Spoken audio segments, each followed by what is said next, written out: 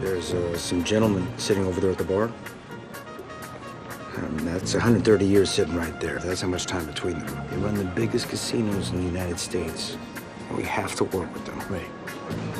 The good news is, they know how it's done. They get it done. You don't have to worry. Everyone makes their money. You mean the mob? Yes, but they're businessmen, okay? Now spend as much or as little time with them as you like, but we do have to deal with them. All we gotta do is go say hello. We just gotta say hi.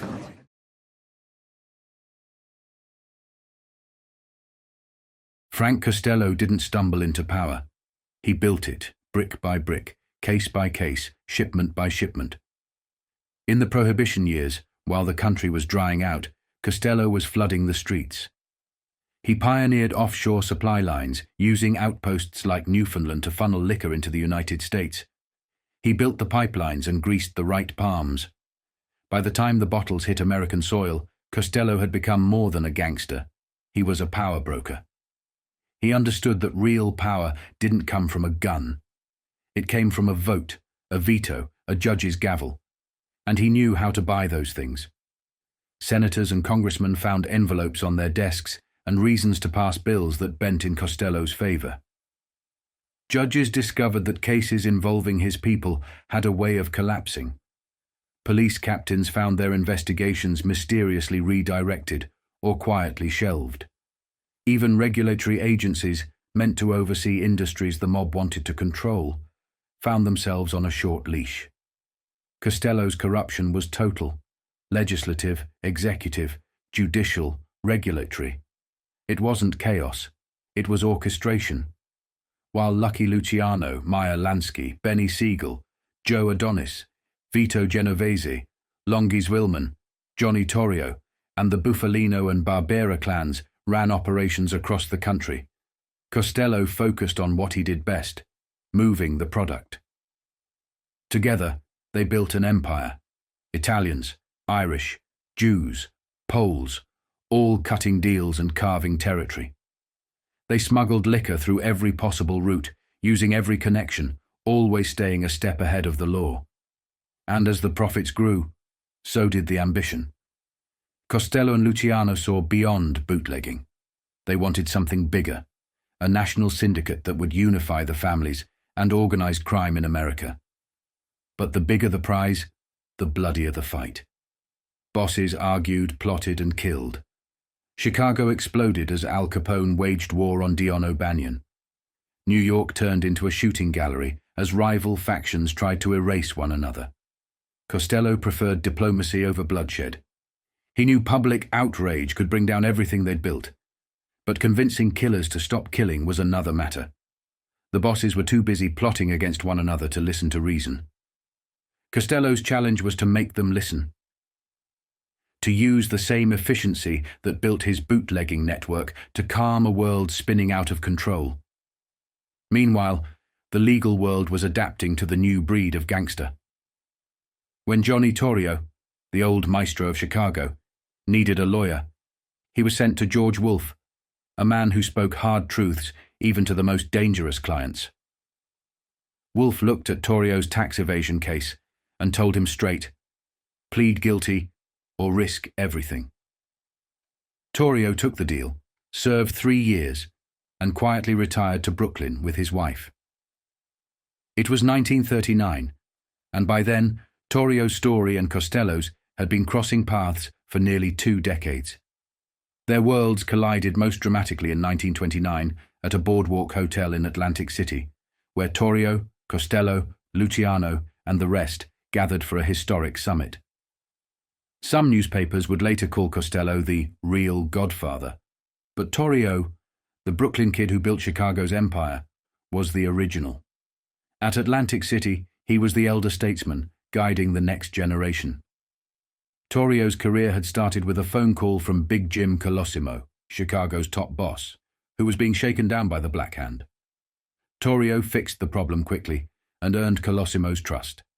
Soon, he was bringing in muscle from New York, including a young bouncer from Frankie Yale's Harvard Inn, Al Capone. Capone became Torio's enforcer. Yale was brought in for special jobs, and the Chicago rackets tightened under Torio's hand. Yale ran the Unione Siciliano, gambled on prize-fighters and racehorses, and used violence as currency. And in May 1920, Torio's call to arms set off the bloody underworld wars of the decade, wars that would pull Frank Costello into their orbit. Big Jim's reign ended abruptly. On May 11, 1922, Colosimo woke up next to his new bride, Dale Winter, a former church singer he'd fallen hard for after spotting her at his restaurant.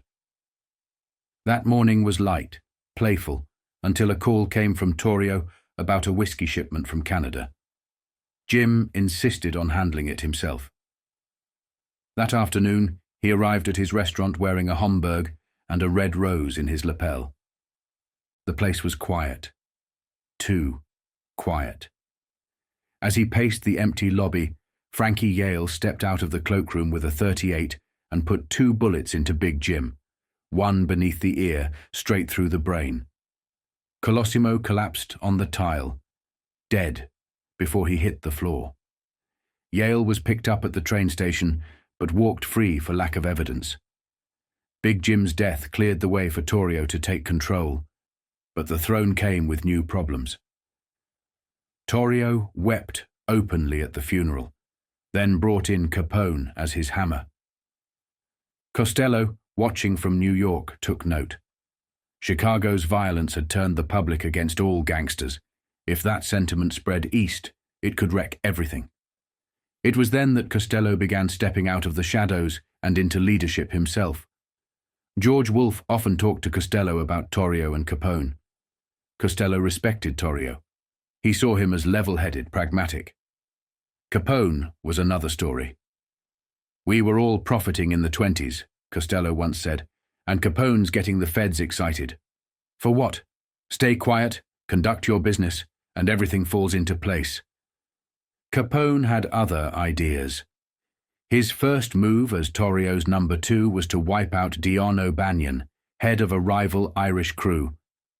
O'Banion ran a florist shop as a front, sending funeral wreaths to his enemies with cards that read, "Deepest regrets."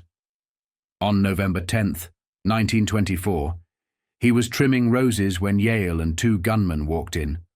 O'Banion welcomed them in, reached out to shake Yale's hand, and never saw the guns come up. Shots rang out.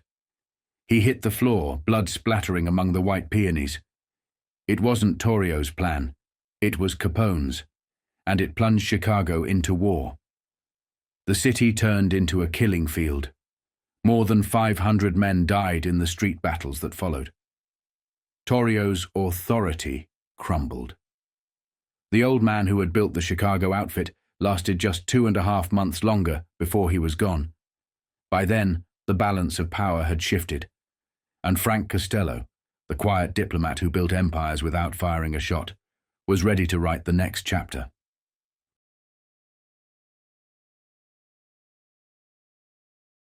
On the cold afternoon of January 24th, 1925, Johnny Torrio made what he would later call a small mistake. He helped his wife with the shopping. They'd just returned to their apartment. Ann Torio, arms full of packages from a day on the town, turned to her husband and said, "Take the 2 long boxes, John." Michael can handle the rest. Michael was their chauffeur, a quiet man who doubled as muscle when needed. He reached into the limousine for the bags, while Johnny, ever the gentleman, lifted the heavier parcels himself. He liked indulging his wife, believed she deserved the best. She called him the greatest husband in the world, even though he owned the biggest chain of brothels in Chicago. Johnny asked Michael, "You strong enough, Mike?" The chauffeur emerged with 4 large boxes. Anne laughed and swore she hadn't overdone it. Johnny reached in for the last 2, cradling them sideways as the 3 of them lined up single file and started toward the apartment door. That's when the Cadillac rolled up. 2 men jumped out with Thompson submachine guns and opened fire. The first burst lifted Torio clean off his feet.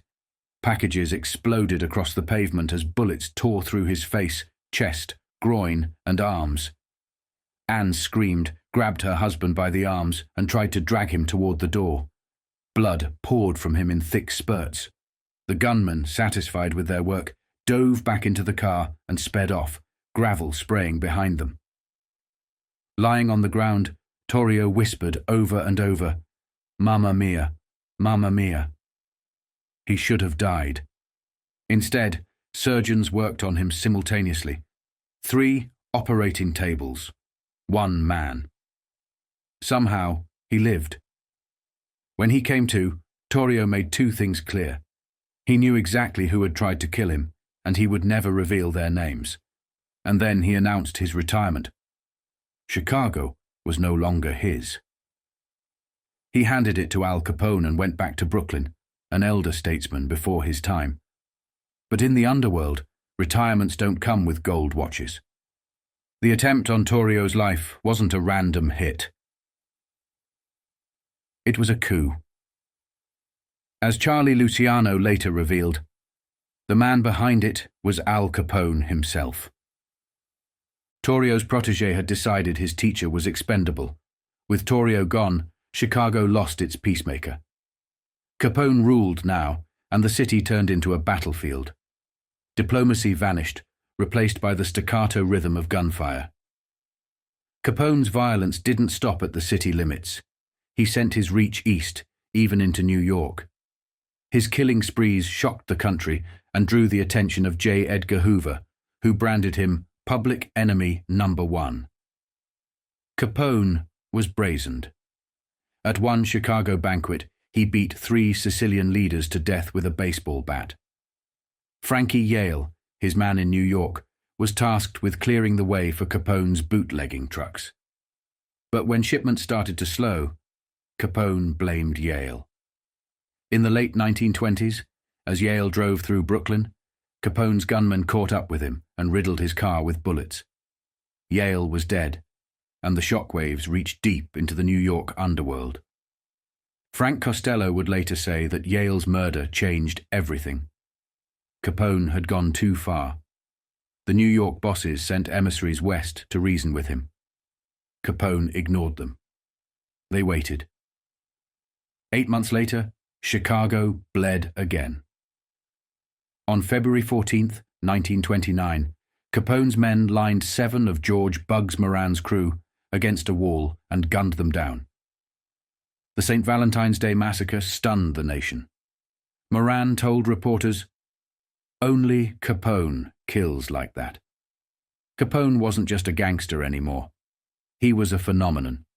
His name was on every front page, his face on every newsreel. He was a celebrity criminal, and America couldn't look away. The attention turned organized crime into a national spectacle, and Capone into a dark star. Nearly a century later, he's still mythologized. In 2020, Tom Hardy played him on screen. Proof that the legend hasn't died. Back in New York, one of Capone's earliest connections had been Frank Costello. Costello brought him into a lucrative bootlegging operation that poured millions into both their pockets. Costello had money, reach, and influence. Enough to stay above the blood feuds raging in Chicago and the rivalries simmering in New York. But even New York had its own street theater.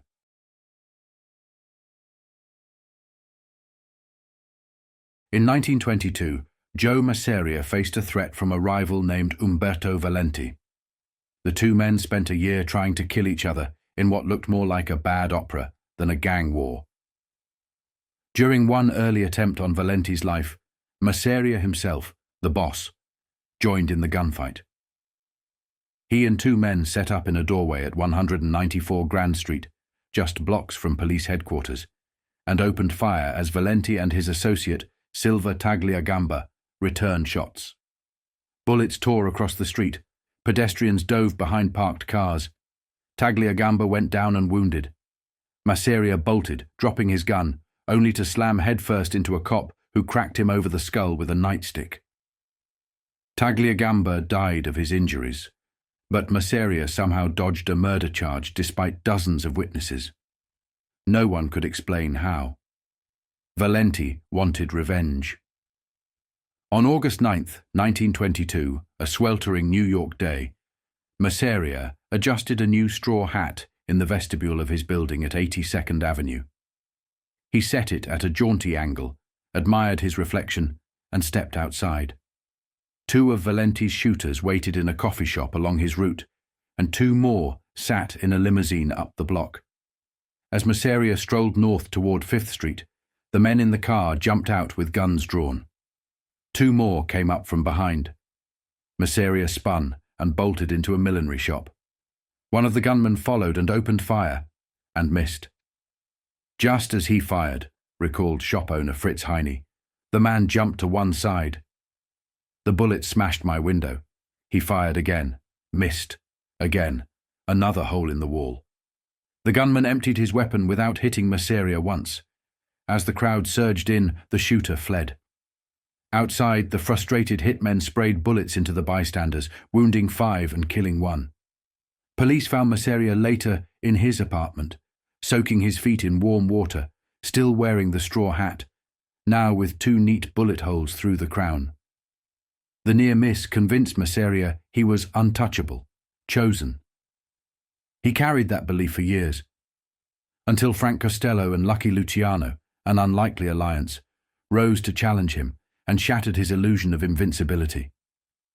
After the hit, Johnny Torrio did the smart thing. He handed Chicago to Al Capone and walked away.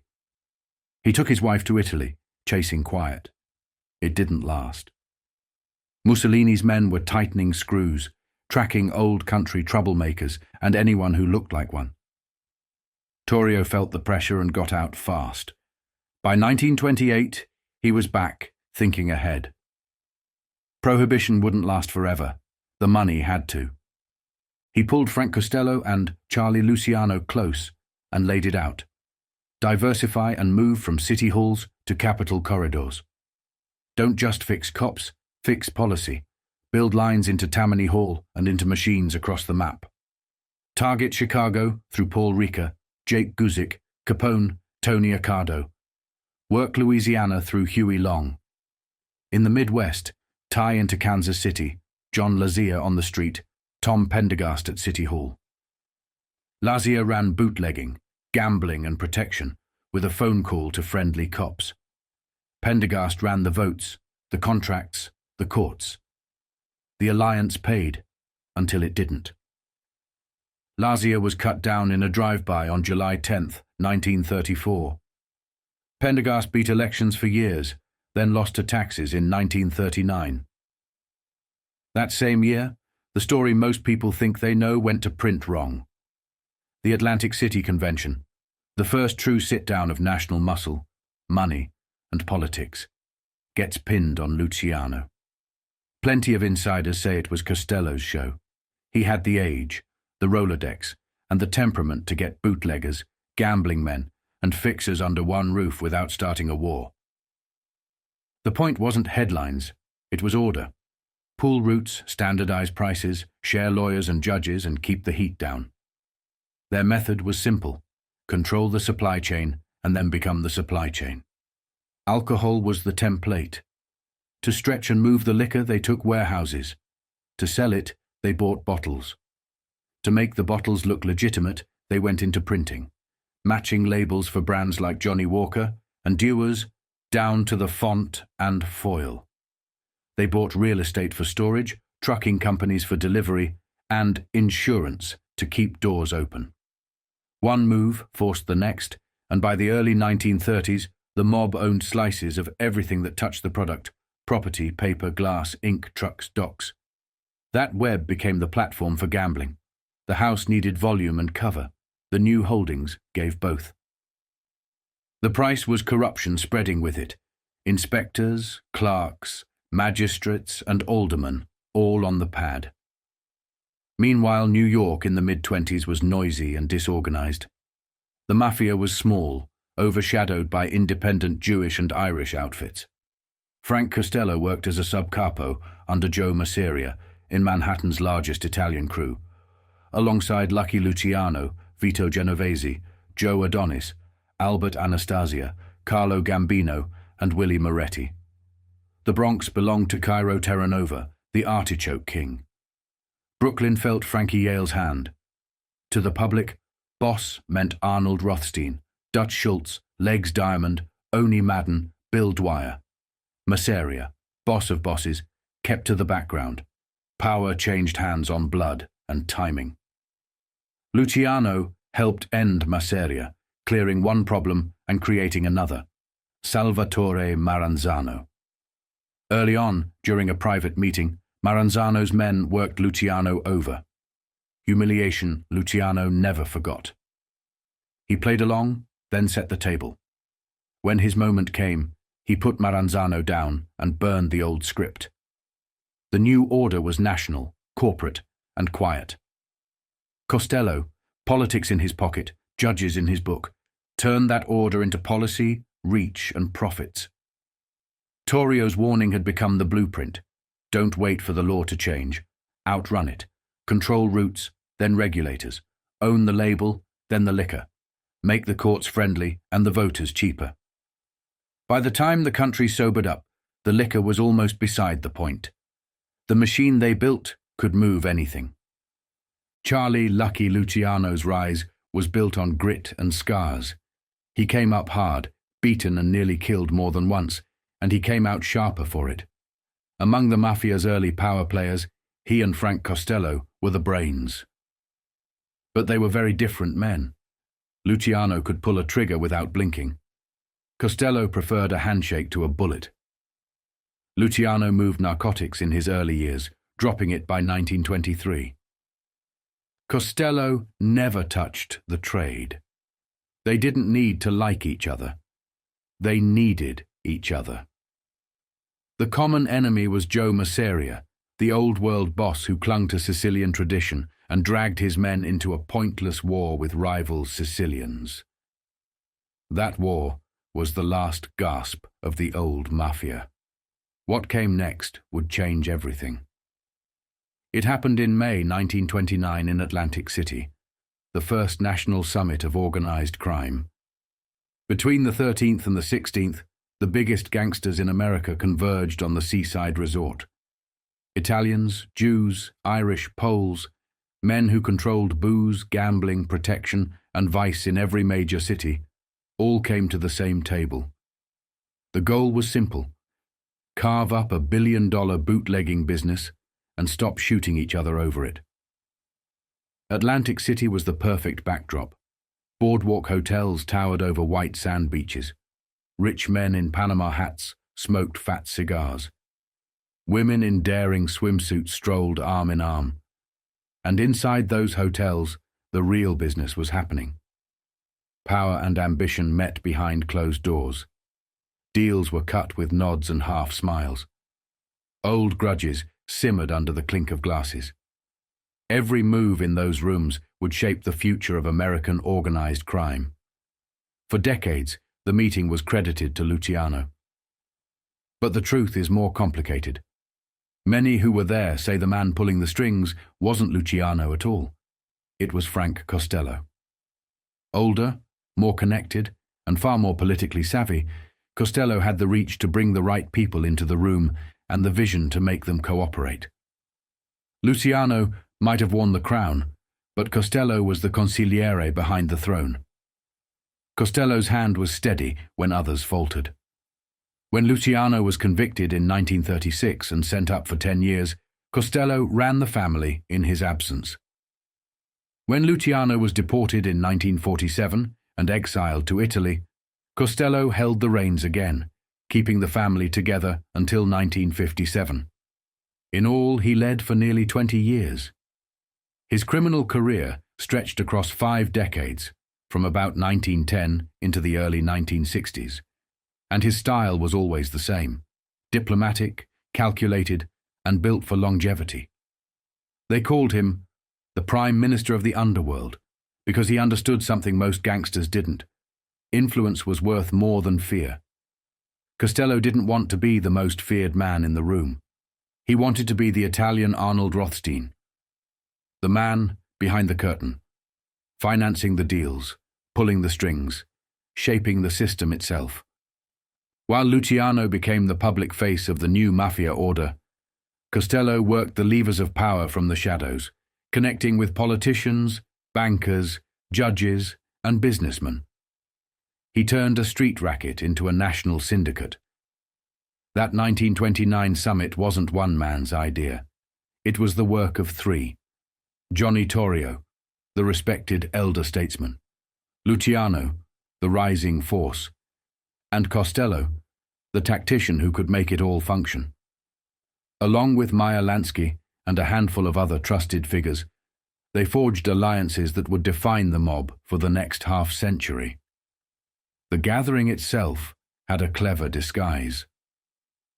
Meyer Lansky had just married a young woman from Hoboken, the daughter of a modest produce dealer. As a wedding gift, Lansky's new father-in-law put him on the family payroll.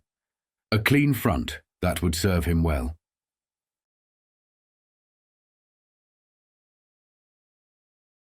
Atlantic City was the honeymoon destination. It was a perfect cover story. On the surface, it was just a newlywed couple celebrating by the sea. In reality, it was the first national meeting of America's criminal elite. On a bright spring morning, Frank Costello sat on a bench outside the Tremor Hotel, soaking in the sun. Next to him, Johnny Torrio flipped through a penciled list of names. "They're all in," Torio said. "Al brought Nitti and Guzik." Costello studied the list and knew that if the feds ever got their hands on it, the fallout would be catastrophic. But in that moment, the risk was worth it. The future of organized crime was being written in those rooms. The summit was as much about strategy as it was about survival. With Prohibition's end looming, they needed a plan that extended beyond liquor. They agreed to coordinate territories, fix prices, share lawyers, and expand into legitimate businesses. It wasn't just about smuggling whiskey anymore. It was about building an infrastructure that could move anything: liquor, numbers, narcotics, politicians. The brilliance of the Atlantic City meeting was in how it blurred the line between the personal and the criminal. Lansky's honeymoon provided the cover. The boardwalk and beaches offered plausible deniability. But behind that curtain of normalcy, they were laying the groundwork for a national crime syndicate. One that would reach into politics, labor unions, Wall Street, and eventually Las Vegas. When Luciano went away, Costello became the face of that system. When Vito Genovese briefly took power and stumbled, Costello quietly reclaimed control. He stayed at the top until he stepped back in the late 1950s, his influence undiminished even after the Kefauver hearings dragged him before the nation on live television. By then, the mob he helped build was bigger than any one man. It was an institution. The Atlantic City Conference wasn't just a meeting. It was the mob's constitutional convention, the day the racket stopped being neighborhood turf wars and became a national enterprise. And at the heart of it wasn't just Lucky Luciano. It was Frank Costello, the fixer, the strategist, the prime minister, steering the future of organized crime from a bench on the boardwalk. The Atlantic City Conference wasn't just a mob meeting. It was the first national summit of organized crime, a gathering of men who had built empires from bootleg whiskey, gambling dens, and union rackets, and now wanted to shape the future together. For the first time, power brokers from across the underworld, and even men with one foot in legitimate business, sat down in the same place to talk business. Newspapers had muscle in the room too. Distribution on street corners meant fights over turf and protection payments. Even a newspaper empire needed muscle in a city like Chicago. If you wanted to move product, whether it was booze or broadsheets, you needed friends like these. The guest list read like a criminal hall of fame. From Chicago came Al Capone with Jake Greasy Thumb Guzik. Boston sent King Solomon. Philly's delegation included Boo Boo Hoff, Waxy Gordon, and Nig Rosen. Cleveland showed up with Mo Dalitz, Lou Rothkopf, and Charles Polizzi, born Leo Berkowitz, who adopted into the Polizzi crime family. The Purple Gang arrived from Detroit, representing Abe Bernstein. Boss Tom Pendergast of Kansas City sent John Lazia. Longy Zwillman and Willie Moretti came down from North Jersey and Nassau County. And from New York came the largest contingent, Luciano, Vito Genovese, Meyer Lansky, Johnny Torrio, Frank Costello, Lepke Buchalter, Joe Adonis, Frank Erickson, still mourning Arnold Rothstein, Harry Nig Rosen, Dutch Schultz, Albert Anastasia, Vince Mangano, and Frank Scalise. Notably missing were Joe Masseria and Salvatore Maranzano. They weren't invited. Neither were Joe Profaci or Joe Bonanno. They weren't trusted yet, and at the time they weren't significant players in Luciano's world. Tommy L had his own problems and couldn't attend. Johnson arranged luxury suites for the delegates at the Breakers. Every morning they dressed in suits and had breakfast before heading out to the boardwalk. They rode in canopied promenade chairs, pushed by attendants, but their conversation was limited to the weather. How the hell could we talk about anything else with them people breathing down our necks? Luciano quipped. Too many eyes, too many ears. At the far end of the boardwalk, where Atlantic City bled into the suburb of Chelsea, they ditched the chairs, kicked off their shoes, rolled their pant legs, and waded along the water's edge. That's where the real business happened. Away from prying eyes, they hammered out the future of organized crime. The biggest decision was to stop the destructive competition over bootleg liquor. No more undercutting each other overseas. No more turf wars over shipments. They agreed on allocations and cooperation. Prices would fall, profits would rise, and nobody would be left hungry. It was the first step toward an organization run by a coalition, not a single boss, a boardroom of equals. They talked about the future, too. Prohibition wouldn't last forever. When booze went legal, they wanted to be ready. Gambling was on the agenda, but territorial disputes kept progress slow. Still, the conversations planted seeds that would grow into billion-dollar enterprises. One chance encounter on the boardwalk would change everything. Capone ran into Moses Annenberg, a Chicago enforcer who oversaw the distribution of William Randolph Hearst's newspapers. A brutal business in a city where prime street corners were worth killing for. Annenberg used muscle to keep Hearst on top. Now he and Capone began talking about linking the National Racing Wire Service with the daily Racing Form. The deal was hammered out right there on the sand. Frank Erickson stepped in to finalize the structure. Out of those conversations was born a new criminal empire, the Annenberg family's fortune, built on Chicago muscle and betting connections with the outfit. The Racing Wire changed everything. Before television, before the internet, horse racing results and odds traveled by telegraph wire. Whoever controlled the wire controlled gambling. Bookmakers, racetracks, and backroom betting parlors depended on that real-time flow of information. By taking over the wire, the mob could control the odds, the bets, the winners, the entire industry. They planned to connect the wire to the telephone network, tightening their grip on the gambling world. The racing wire would deliver instant results on horse races, dog tracks, and every form of wagering worth money, and they would own it.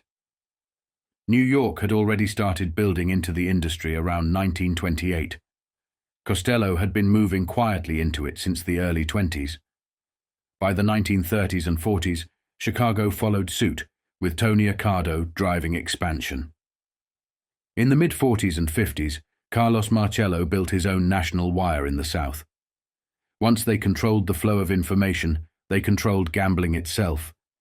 And once gambling was theirs, entertainment followed.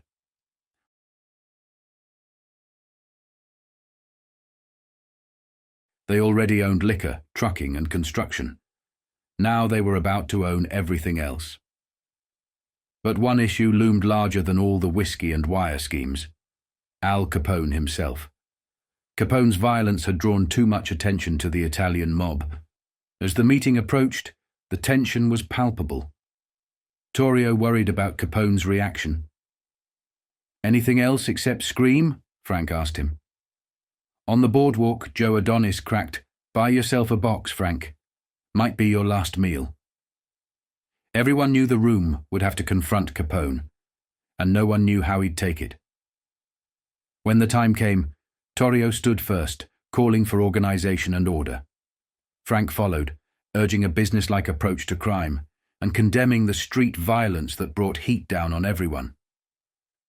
All eyes turned to Capone. Torio told him flatly, "You're going to jail, Al." Frank backed him up. Capone laughed it off, thinking it was a joke. "This ain't a joke, Al," Costello said.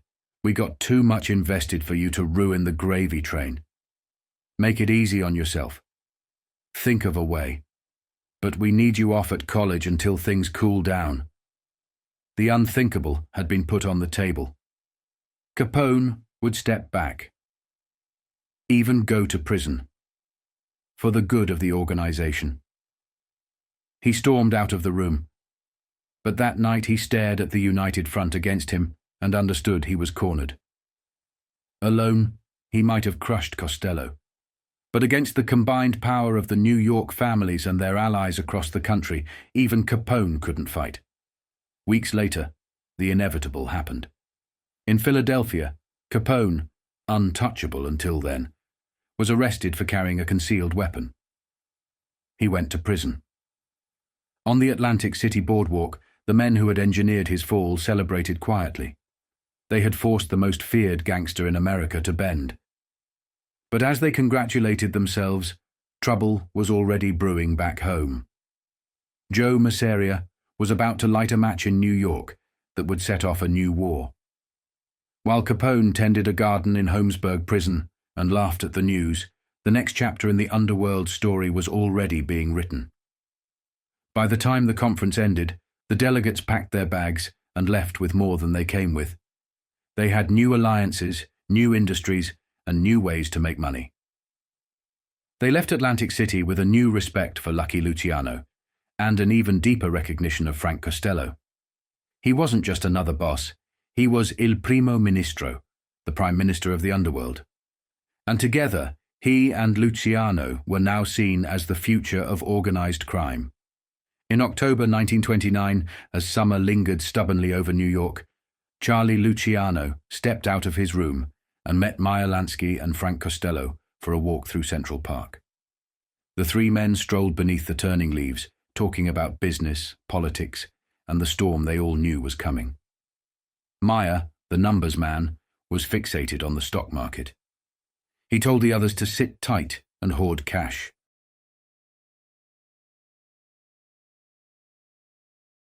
When the market collapsed, and he was sure it would, the country would be desperate for money. "We'll lend it back to them," he said, "and we'll charge whatever we want." It was more than loan sharking. It was leverage. They could bankroll industries like the garment trade and become indispensable overnight. Costello agreed. It wouldn't stop at textiles. Every sector would need money once the bottom fell. They were positioning themselves not just to survive the crash, but to own the aftermath. When the market did collapse later that month, it set off a chain reaction that would cripple the country. Businesses folded, banks went under, and unemployment skyrocketed to 25%. Millions lost their homes. Shanty towns called Hoovervilles sprang up on the edges of cities. Bread lines stretched for blocks. Malnutrition, disease, and despair spread. People wandered from town to town looking for work that didn't exist. The crash didn't just wipe out the rich. Ordinary working people, lured into the market by shady brokers, lost everything. Rage turned on Wall Street, and often on Jewish financiers, feeding new waves of anti-Semitism. Amid the chaos, even men like Al Capone opened soup kitchens to feed the hungry, playing the part of folk heroes to people with nowhere else to turn. But for Luciano, Lansky, and Costello, this was opportunity. They had cash. They had discipline. And they understood human nature. In desperate times, people turned to vice, to liquor, gambling, stolen goods. That was their world. Lansky laid out his plans for the Depression years: target vulnerable industries, buy in cheap, and become the lenders of last resort. Luciano focused on usury. He bailed out struggling companies with mob money, and when they couldn't repay, he took them over. Soon the mob controlled vital industries in New York: garment, meat, food, fish, trucking, and milk. These legitimate fronts masked a growing empire of illicit activity. Vito Genovese wanted to expand into narcotics, but Luciano shut him down. "Do it on your own," he told him. Charlie wanted no part of it. He knew narcotics brought heat. Costello, Luciano, Lansky, Longy-Zwillman, and Vito pushed deeper into Wall Street. They loaned money to failing businesses, sometimes knowing they'd never be repaid, just to build influence and forge ties with the city's financial elite. Some of those same men would abandon Luciano years later when he was deported to Italy. The Depression forced the mob to rethink everything. They dropped some rackets and doubled on others. Loan sharking thrived. Gambling exploded. Meyer's numbers rackets pulled in money hand over fist, and Costello's slot machines ate millions in nickels, dimes, and quarters. The nationwide betting syndicate born in Atlantic City, seeded by Moses Annenberg's newspaper muscle in Chicago, flourished. People didn't want to travel to racetracks anymore. They wanted to place bets locally and see results immediately. The National Racing Wire made that possible, delivering results by telegraph in seconds. It transformed gambling into a coast-to-coast operation. Costello saw where it was headed. He used his Wall Street connections to expand beyond New York into New Orleans, Louisiana, and beyond. By the 1930s, organized crime was bailing out industries like garment and steel and helping unions survive the Depression. By the time the economy recovered, the mob was richer and more powerful than ever. Costello built a political machine to match his economic reach. He left Chicago to Capone, Tony Accardo, and Paul Ricca, but secured Louisiana through Huey Long. The Depression gave the mob control over liquor transport, major industries, and local elections. And Costello's ambitions went beyond crime. He didn't just want to be a boss. He wanted to be the man behind the curtain, pulling the levers of power from the shadows. The 1930s were hard years for America, but they were transformative for organized crime. And when the Second World War hit in the 1940s, government contracts and wartime investment supercharged the industries the mob already controlled. As the economy grew, so did their influence. Costello and his associates helped manipulate elections, from Franklin D. Roosevelt's rise to the Truman years, embedding themselves deeper in the system. The Depression had crippled America, but for the Mafia, it was a windfall. They emerged from the crisis not as bootleggers and gangsters, but as a national syndicate, a parallel power structure that moved money, controlled industries, and influenced elections. For Frank Costello, it was proof that the real throne was behind the curtain, and the real power was exercised quietly from the shadows.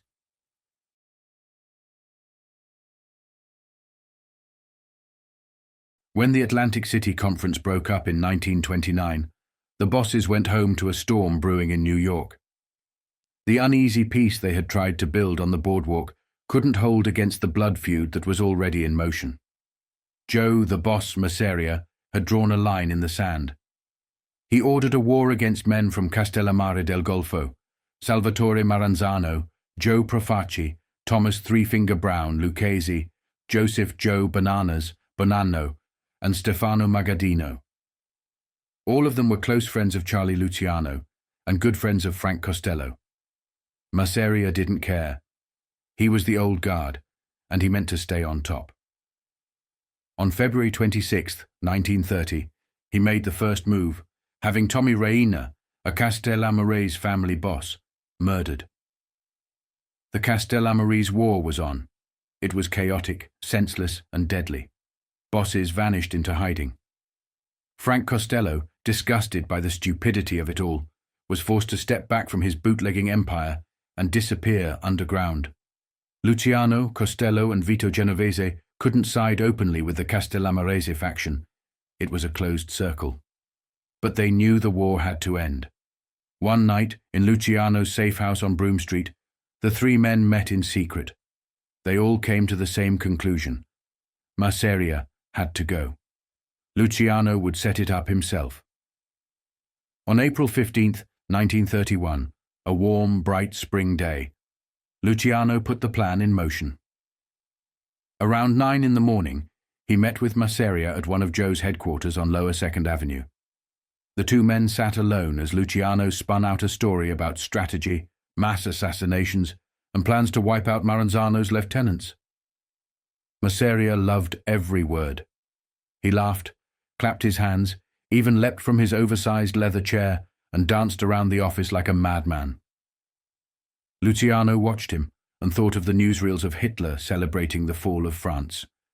Two lunatics drunk on their own power. Around noon, Luciano suggested they take a ride to Coney Island. They arrived at Nuova Villa Tamaro shortly after and were shown to a table by Gerardo Scarpato. The restaurant was quiet. Luciano, never much of an eater, picked at his food and sipped wine slowly. He was calm, detached, as if he already knew what was coming. Masseria, oblivious, gorged himself.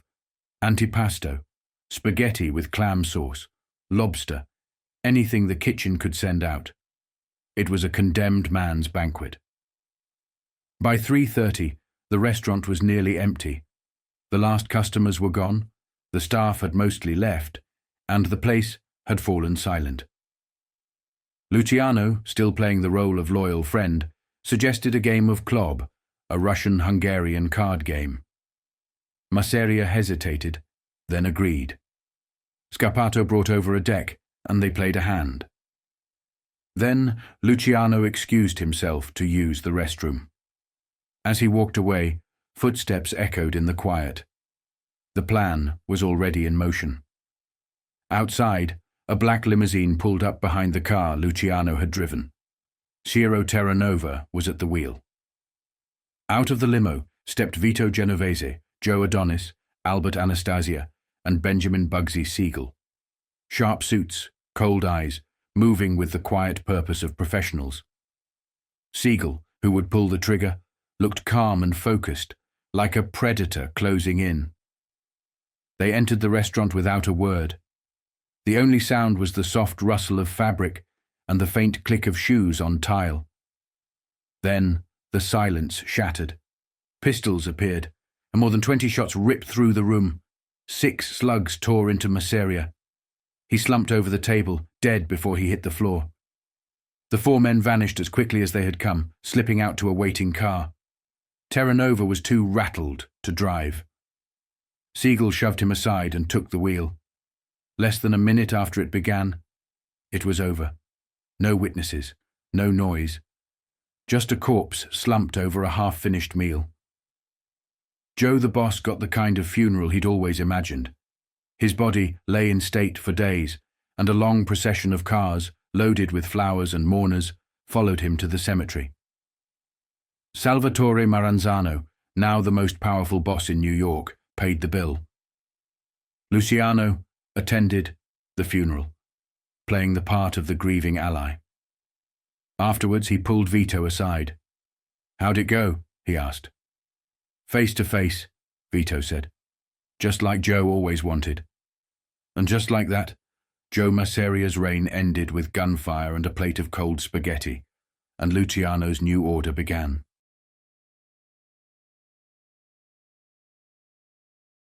With Joe Masseria gone, the crown shifted to Salvatore Maranzano. The Castellamarese faction had won, and the old Sicilian Guard celebrated their victory with pomp and ceremony. For Luciano, Costello, and Vito Genovese, men who had been on the outside looking in, the tables turned overnight. They were welcomed into the fold. Rallies and banquets marked the dawn of a new order. But the moment Maranzano declared himself capo di tutti capi, boss of all bosses, Luciano and Costello exchanged looks. They both knew this wouldn't last. Maranzano staged the coronation like a Roman pageant.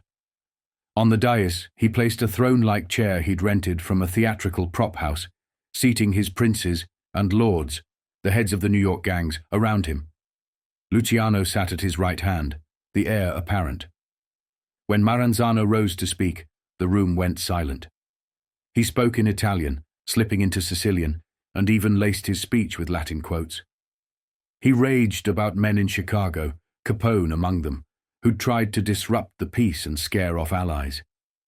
He singled out the Louisiana family, which had refused to attend under Capone's pressure. Maranzano worked the room like an orator from another century, dropping his voice until men had to lean forward to hear, then raising a clenched fist as he declared himself supreme. He promised to consolidate every criminal enterprise under his rule, merging gangs and redrawing territories into 5 families. Each would control its own sphere and stay out of the other's way. Members would swear absolute loyalty. Talking about the organization, even at home, would mean death. Orders from above were to be followed without question. Members were forbidden to harm one another, to covet another man's wife or business. All past grudges were wiped clean. Harmony was the law. The ceremony drew 500 men. Those who couldn't attend sent representatives. One by one they stepped forward and laid envelopes stuffed with cash at Maranzano's feet. Luciano dropped $50,000 on the pile. By the end, Maranzano had collected around $1 million. But the pageantry couldn't hide the reality. Many of Maranzano's new capos were loyal to Luciano, not him. They'd switch sides with a nod. Genovese, Luciano's right hand, was already in line with Charlie's vision. So were Meyer Lansky and Bugsy Siegel, outsiders by blood, but insiders by loyalty. Tommy Lucchese, a close friend of Luciano's, was another ally hiding in plain sight inside Maranzano's new regime. Maranzano's speech impressed the room, but it also grated. These were bosses, men used to answer to no one. They weren't about to kneel to a self-proclaimed Caesar. His heavy-handedness sealed his fate. Luciano knew the clock had started ticking. Charlie began traveling the country, locking down support. In Pittsburgh, he met Salvatore Calderone, the Sicilian boss of western Pennsylvania. Calderone had been at Maranzano's banquet and left disgusted. He pledged his support. In Cleveland, Luciano sat down with John Scalise, Mo Dalitz, and Frankie Milano, the Ohio boss. Milano promised to back him all the way. Santo Trafficante Sr., a longtime friend, came up from Florida to pledge his help. Even Chicago weighed in. Capone was in prison, but his lieutenant Paul Rica attended on the outfit's behalf. When Capone finally fell, Rica would run Chicago. The bosses agreed. Maranzano and his loyalists had to go. Charlie laid out his vision plainly. Even though all these guys were my friends, Luciano said later, I knew I had to make sense, or they'd never risk a big war backing me if all I was talking was hot air. I told them the old man was nothing but a big tub of horseshit, still living with that capo crap he brought from Sicily, now married to Julius Caesar. The room broke into laughter. Charlie pressed on. Some of his ideas made sense, but they're old-fashioned. I'd like to dump them in the Atlantic. They don't fit no more. It took most of a day to answer every question and lay out the plan. They had to know we couldn't just dump Maranzano's plans, he said. We had to eliminate him. Every guy there was about my age, and they all agreed. That night, Charlie, Lansky, and their Cleveland hosts decided to celebrate with a prize fight. But the party ended before it started. Before the undercard even began, police swarmed the aisle and arrested them without a struggle. They were held overnight, questioned the next morning, and stuck to their story. They were just there to watch the fights. It was a stupid thing, Charlie admitted later. It could have ruined everything I'd been building. What I should have done was check in at the local precinct, like I always did. After that, any time I traveled, like when I went to Miami, I'd go straight to the nearest station and check in with the big badge before I even unpacked. The arrests never made the papers, but word still got back to Maranzano. He asked Luciano what he'd been doing in Cleveland. "I went to see the fights," Charlie told him. "You know I never miss a good fight. What do I gotta do? Check in with you every time I want to take a crap." Maranzano didn't press the issue, but his reply carried a threat. He said he admired how Luciano had handled the Masseria situation. Maybe they should have had a photo of him pulling the trigger. That pushed Charlie over the edge. He snapped that even if Maranzano had been there with a camera, he wouldn't have gotten a picture, because Charlie had been in the bathroom when Joe was shot. The slip hit Maranzano like a cold wind. Luciano hadn't killed Masseria himself, and that meant he'd been planning and delegating behind the scenes. Maranzano understood what that really meant. Luciano was dangerous. He started planning their elimination. Word came back quickly. Maranzano had put Luciano, Genovese, Costello, and Adonis on his hit list. He'd spared Tommy Lucchese, Albert Anastasia, and Johnny Torrio, not realizing how close they were to Luciano. Maranzano hired Vincent Mad Dog Coll, a young, violent freelance hitman, to kill them. The race was on. Whoever struck first would live. Luciano understood he was the softer target. Maranzano had an army of bodyguards and layers of protection. So Charlie decided to strike where Maranzano felt safest, his office in the Grand Central building on Park Avenue, where he held both his business and underworld meetings. Luciano turned to Lansky. The plan was simple. Send in hitmen disguised as IRS agents. They'd have a reason to get past security, walk right into the office and kill Maranzano on the spot. Lansky handpicked the team. 3 Jewish-looking shooters, trained to act like federal agents, and a 4th man, Red Levine, a devout Jew and a proven killer. Luciano even timed the hit around Levine's faith. It had to be on a Thursday, because Friday was the Sabbath, and Levine didn't work on the Sabbath. Then a wrench hit the gears. Nig Rosen, a Jewish gangster, called Frank Costello with a warning about Maranzano's hit list and an incoming strike. Rosen didn't know Luciano was already planning Maranzano's death. And he had his own agenda, including a score to settle with Waxy Gordon after a falling out with Lansky. Costello relayed the message to Luciano, who responded by speeding up the training and preparation of the hit team. Vito argued to move immediately. Charlie refused. Timing was everything, and he'd wait for the perfect moment. The stage was set. 2 men, 2 armies, both planning the other's death.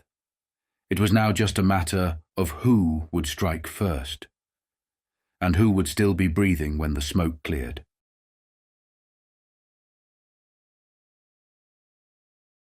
On September 9th, 1931, Salvatore Maranzano summoned Charlie Luciano to a meeting. Charlie said yes, but he knew what was coming. Maranzano had decided Luciano was a threat, and a threat like that didn't get invited for small talk. Luciano went straight to Meyer Lansky. They pulled the trigger on the plan they'd been perfecting for weeks. The hit was set for the next day, September 10th, 1931. Just before noon, 4 men walked into Maranzano's office in the Grand Central building on Park Avenue. They wore suits, carried briefcases, and flashed badges from the Internal Revenue Service. They weren't taxmen. They were killers. Inside, Maranzano was with his secretary, Grace Samuels, and a couple of bodyguards. The agents barked orders. Guns were confiscated. Men were separated. Maranzano was led into his office, the door closing quietly behind him. Then the temperature dropped. 2 of the impostors drew knives. Red Levine, the devout, soft-spoken hitman who refused to work on the Sabbath, took charge. "Back off!" he snapped at the others. Seconds later, gunfire shattered the silence. Maranzano staggered as bullets tore into him, knives flashing in the cramped space. The old Caesar of the Mafia crumpled to the floor, his reign over before it had even begun. It was over in minutes. The assassins slipped out as quickly as they had arrived, disappearing into the city like ghosts. Tommy Lucchese, who had quietly maneuvered himself into Maranzano's inner circle, had played his part too, guiding Maranzano into the office, sealing him inside with the men who had come to kill him. The news spread fast. Luciano, Lansky, and Vito Genovese waited for the word in tense silence. When the message came, Maranzano was dead. It was like an exhale from the depths. Charlie started calling allies. The job was done. That day, Maranzano wasn't the only one to die. Across the country, other men tied to his regime were eliminated, though how many and who they were remains murky. Later, writers would romanticize it as the night of the Sicilian Vespers, claiming 50 men had been wiped out in a coordinated bloodletting. Luciano laughed that off. Plenty of people got eliminated the day Maranzano got his, Charlie later said. But all that stuff the writers always printed about what they called the night of the Sicilian Vespers was mostly pure imagination. Every time somebody else writes about that day, the list of guys who were supposed to have been bumped off gets bigger and bigger. The last count I read was somewhere around 50, but the funny thing is, nobody could ever tell the names of the guys who got knocked off the night Maranzano got his. The truth was simpler. Luciano didn't know the names of most of the men who were taken out, in New York, Chicago, Detroit, Cleveland, and elsewhere. He didn't need to. The bosses had agreed in advance. When Maranzano went down, they would clean house. Everyone stuck to the plan. The only death Luciano could name was Gerardo Scarpato, owner of the Nuova Villa Tamaro restaurant in Coney Island, the site of Joe Masseria's assassination. He was killed the night Maranzano fell. The old world died with them. The old bosses were gone, the Sicilian feuds were over, and Charlie Luciano emerged as the new king of American organized crime. Maranzano's funeral followed the old rituals: black limousines, wreaths, sobbing mourners, and long speeches about tradition and honor. And as custom demanded, Luciano paid for it. Masseria's funeral had been paid for by Maranzano and Luciano. Now Maranzano's was paid for by Luciano alone. It was more than a gesture. In the Sicilian world, paying for your predecessor's burial was the final undeniable proof that power had changed hands. The capo di tutti capi was dead. The old ways were buried with him. Luciano was in charge now. And he was about to build something far bigger than any Sicilian boss had ever imagined.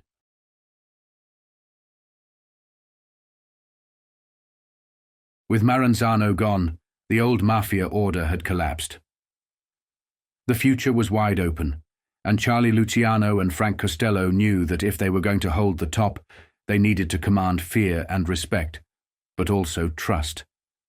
They couldn't strong-arm men like Joe Profaci, Joe Bonanno, Vincent Mangano, Frank Scalise, Tommy Galliano, or Al Capone.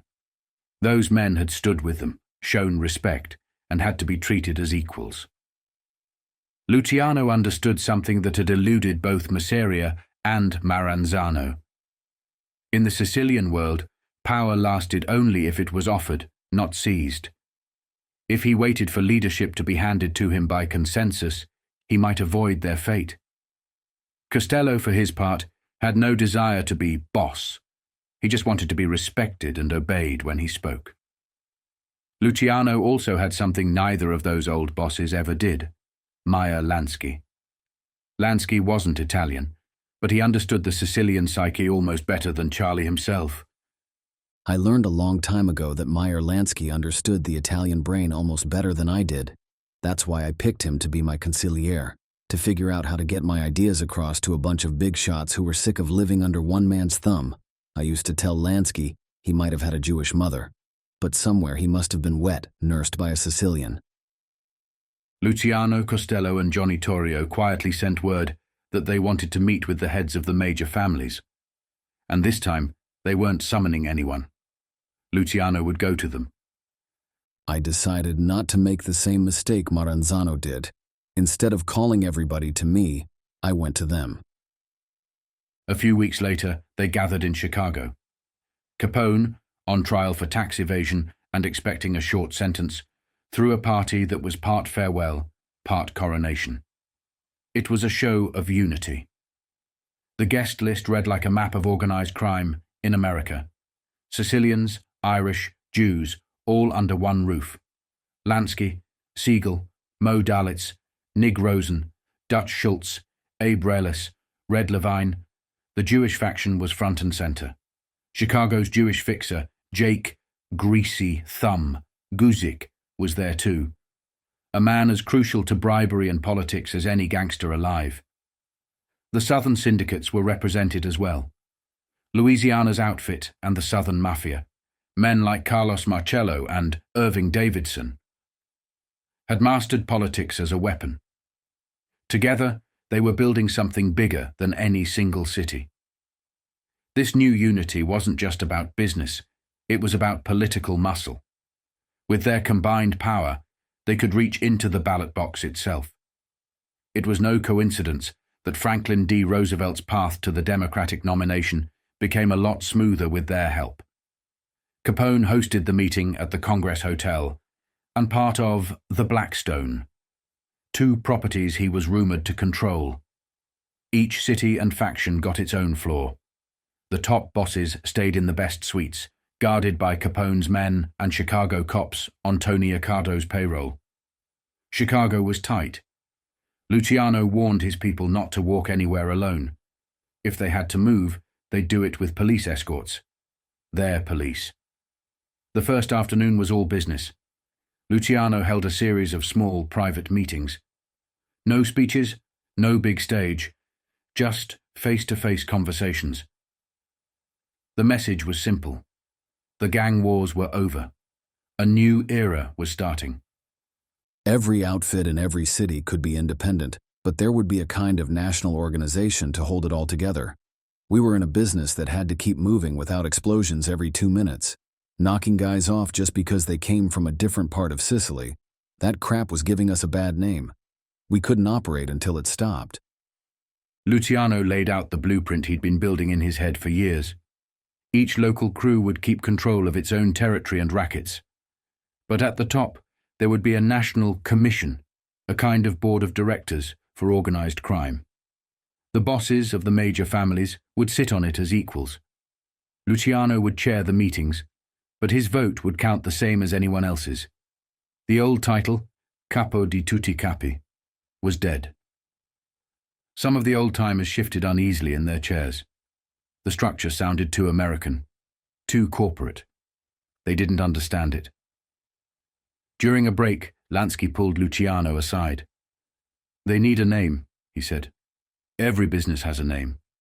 They need something to hold on to." Lansky suggested calling it Unione Siciliano, the old name used for decades by Sicilian mutual aid societies. Charlie hated it. For Christ's sake, that name's been around forever. They've been fighting over who runs it since I was a kid. If we're throwing out the old crap, why keep that one? Lansky pushed back. They needed to bridge the gap with the old world men in the room. A Sicilian name would symbolize unity and the end of vendettas. Luciano relented. The name Unione Siciliano stayed. But this time, it would mean something bigger. The unification of the American Mafia itself. That night's banquet turned into a symbol of the new era. Many of the old-timers approached Luciano with envelopes stuffed with cash, a traditional tribute to the new leader. Charlie waved them off. He told them to keep their money. Capone leaned over and told him to take it. It was tradition, a sign of respect. Charlie refused. They weren't vassals anymore. They were partners. He proposed a new rule. No envelopes, no gifts at meetings. The days of tribute were over. Another reform struck at the heart of Mafia hierarchy. Luciano realized the lowest ranks, the soldiers, had no way to speak to leadership. So, he gave the consigliere real power. The advisor would now serve as a bridge between the foot soldiers and the bosses, representing their concerns and offering counsel without fear of reprisal. It was a small change on paper, but a revolutionary one in practice. With these changes, Luciano had reshaped the Mafia into something entirely new. Outwardly, he was just another boss, and he insisted he was only boss of his own family. But the press and the underworld saw the truth. Luciano's name now carried weight everywhere. Deals were made with his nod. Men lived or died by his word. After Chicago, his influence was unmatched. Even his choice of hotel could shake the city. When he considered taking a suite at the St. Moritz, Daily Mirror columnist Walter Winchell, who got free rooms in exchange for publicity, turned on the hotel, calling it a hoodlum hangout in his column. It didn't matter. Luciano had reached the top. He was remaking organized crime on his terms, and nothing, not cops, not newspapers, not even public opinion, could stop him. The Mafia was no longer a loose collection of Sicilian street gangs. It was a national syndicate, a shadow government with its own board, its own rules, and its own order. And Charlie Luciano sat at its head, not as emperor, not as capo di tutti capi, but as first among equals in the empire he had built from blood and bootleg whiskey.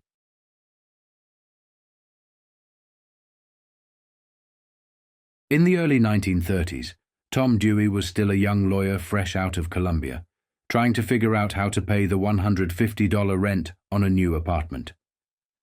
He shared his worries with George Wolfe, a close friend and former chief assistant to George Z. Medley, the U.S. Attorney for the Southern District of New York. Wolfe told him not to worry. Clients would come. Business would boom. He was right. Dewey's preparation was legendary, not flashy in a courtroom, but meticulous.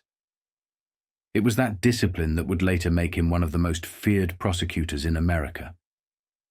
Wolfe and Dewey remained close through Dewey's rise.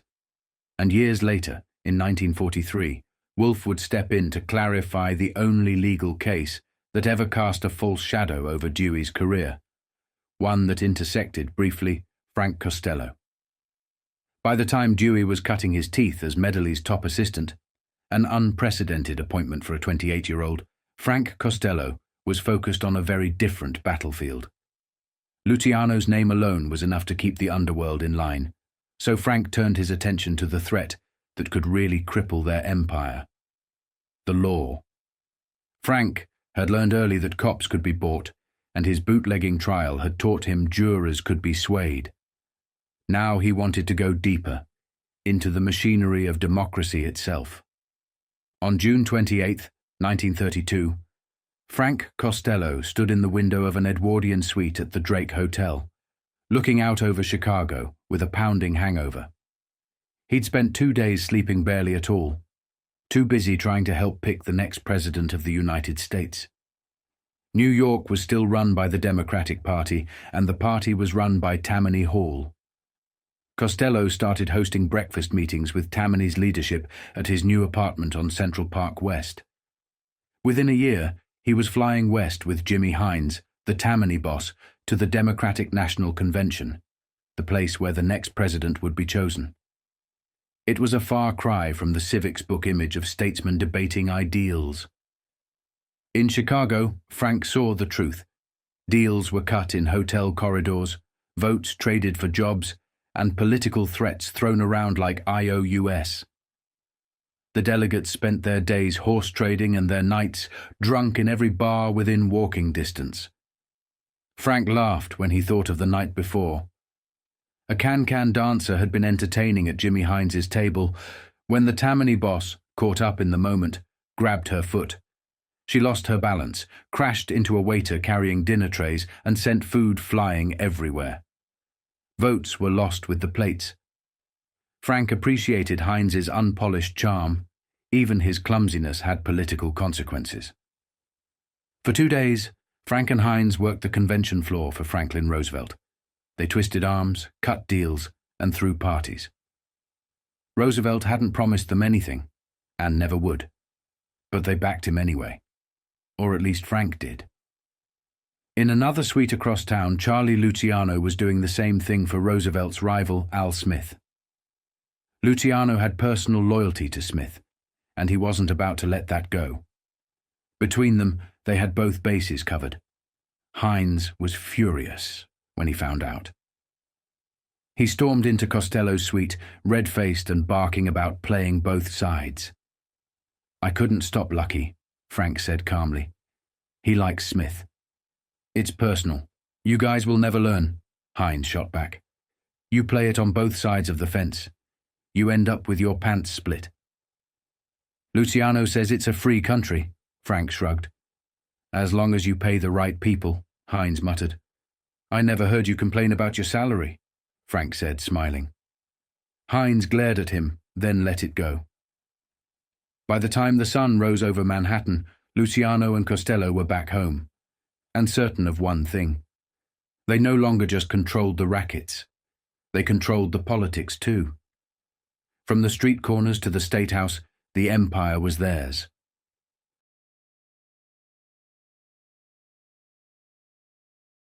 In the first months of 1932, America was still on its knees. The Wall Street crash of 1929 had wiped out savings, businesses, and confidence. Soup kitchens stretched around city blocks. Men rode boxcars from town to town looking for work. Faith in the system was gone. The Republicans put Herbert Hoover up for a second term, but even his own people knew he was finished. The country wanted change, and Franklin Delano Roosevelt was the man most likely to deliver it. It was also the moment when organized crime decided to help pick the next president of the United States. That spring, in a suite at the Claridge Hotel, Charlie Luciano, Frank Costello, Meyer Lansky, and the rest of the syndicate's leadership gathered to talk politics. Not about judges or aldermen, but about the White House. They'd been quietly buying local elections and delegates for months, especially in New York, where Tammany Hall still held enormous sway. Roosevelt's home state was going to be the key to the Democratic nomination, and they intended to be the ones holding that key. The Democratic field had three serious contenders: John Nance Garner of Texas, Al Smith of New York, and Roosevelt. Garner was a question mark. Smith was a known quantity. Catholic, beaten in 28, but trusted in their world. Roosevelt was trickier. He was polished, pedigreed, and ambitious. Charlie thought the fight would come down to Smith and Roosevelt, and he believed they had the power to tip it either way. There was not a chance for Roosevelt to get the delegates from the city without making a deal with Tammany. And in 1932, the guys who ran Tammany Hall was run by me and Frank Costello. That is what we were waiting for, because I had a funny feeling about Roosevelt. Charlie couldn't shake it. Roosevelt, he admitted, had the edge. Educated people, society people, I got to know well down in Palm Beach and up in Saratoga. But something about him felt dangerous. "There was something in my bones that told me not to trust Roosevelt," he told Frank and Meyer. They laughed. "Charlie," Costello rasped, "you don't know what the hell you're talking about. I live with these politicians day in and day out, much more than you do. Let me tell you right now, Mr. Roosevelt wants to be president so badly he'd kiss your ass in Macy's window if it would help him." Charlie knew Frank was right, at least for now. Roosevelt needed them. And when a man like Roosevelt needed something, he would crawl through glass to get it. But once he had it, he'd throw them overboard without a second thought. Roosevelt's people started working the phones that spring. Under party rules, he needed 2/3 of the delegates to win the nomination. New York was the prize. Upstate he was fine, but New York City was a different story. Tammany Hall still backed Smith, and Costello controlled the money behind it. Roosevelt would have to deal with them. Charlie knew the price. Stop the heat coming from a man named Judge Samuel Seabury. Seabury was digging deep into City Hall corruption. Cops, courts, politicians, all of it. Worse, He was putting Charlie's people in the headlines. Every goddamn move we made was getting into the newspapers. That bastard Seabury was really digging deep. He was looking into our deals with the judges, and he was trying to prove that me and Costello and Dutch Schultz Lepke and lots of political big shots like Jimmy Walker and Jimmy Hines of Tammany, that the whole bunch of us was all tied up together. It was relentless. Jimmy Walker, the city's playboy mayor, was under fire. Police corruption cases were piling up.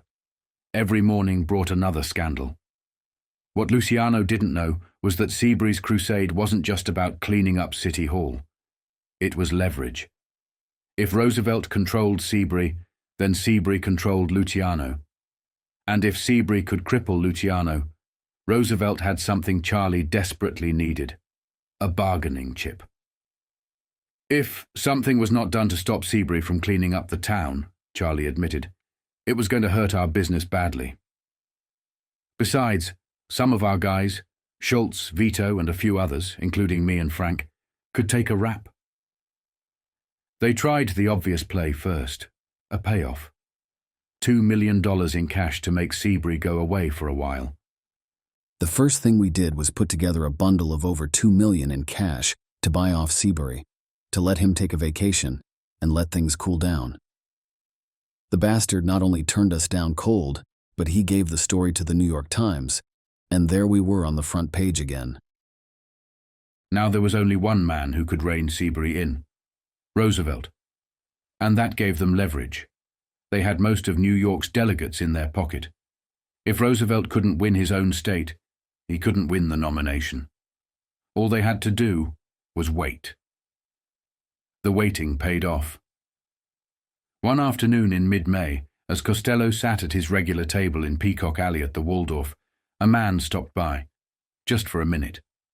A lawyer, blue-blooded and discreet, from Tuxedo Park, near Roosevelt's estate. He'd never dealt with them before, and never would again. All he said was that he wanted to see Frank and Charlie later that day. 3 o'clock, Charlie's place. The meeting was quiet and businesslike. 3 men talking, no threats, no innuendo. Everyone knew what the other wanted without spelling it out. The lawyer started carefully. "You know the governor is running for the presidential nomination," he said. "Yeah," Frank said. "I read about it in the papers every day." Charlie didn't waste time. "It costs a lot of money to run for president," he said. "If your guy wins the nomination, which is going to be very tough, he's going to need a lot of dough.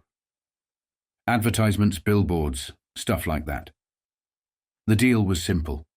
Roosevelt wanted Tammany's delegates. Luciano and Costello wanted Seabury off their backs, and both sides knew the other could deliver. The game was on. By the spring of 1932, the groundwork was already being laid. In New York, Chicago, and Louisiana, organized crime's invisible army was at work, leaning on voters, ripping down campaign posters, vandalizing billboards, and using their control of the trucking unions to choke off newspapers that didn't print the right stories. The mob wasn't just in the rackets anymore. It was shaping the future of the White House. At the same time, the political fixer Roosevelt had sent to meet with Charlie Luciano and Frank Costello was making his pitch. They were seeking financial backing from major donors to fuel the governor's presidential run. One name stood out: Joseph P. Kennedy, a Boston financier with ambitions that would echo through his sons, John and Robert, decades later. But Charlie wasn't interested in vague talk about campaign contributions. He wanted the conversation stripped of politeness and euphemism. "Let's get something straight," Luciano told the man. "Roosevelt's got a guy named Seabury making things tough for people in this city, so let's stop kidding around. If we deliver, and you know what I mean, then you deliver, and you know what I mean. But I want to see some sign of it right away." The message landed. The deal was struck. As they shook hands, Charlie allowed himself a rare flicker of optimism. Frank laughed and clapped him on the back. "Charlie," he said, If you don't get sent up the river, you could be governor someday. They didn't know then how prophetic and ironic that line would become. Within 4 years, Luciano would be behind bars. Costello would be operating out of New Orleans. Lansky would be in Havana. Vito Genovese would be hiding out in Italy. And Dutch Schultz and Lepke Buchalter would both be dead. But in 1932, they were kings. Their reach extended from City Hall to Capitol Hill. Tammany Hall itself had split in two. Jimmy Hines threw his weight behind Roosevelt, while Al Marinelli stayed loyal to Al Smith. Roosevelt, speaking from Albany, denounced graft and corruption and praised the Seabury investigation, but also hinted it hadn't built a strong enough case to justify further prosecutions. To Costello, that sounded like desperation, and he rushed to tell Charlie that Roosevelt would do whatever it took to win. But Charlie wasn't convinced.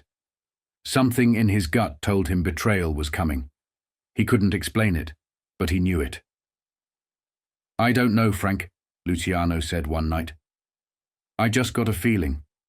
A guy like Al Smith, he's a sweet Rosie O'Grady kind of guy, like the guys we grew up with. You shake hands with him, you know you don't need a lawyer. But Roosevelt? Let me put it this way.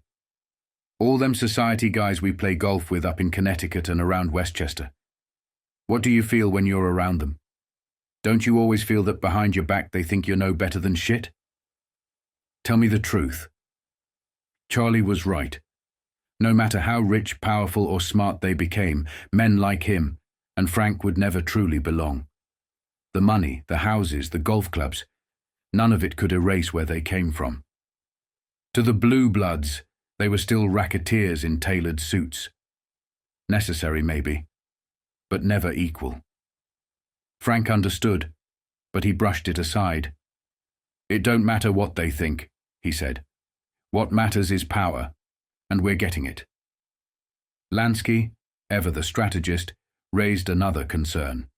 If Roosevelt and Smith split the vote, a third candidate might sneak in as a compromise choice.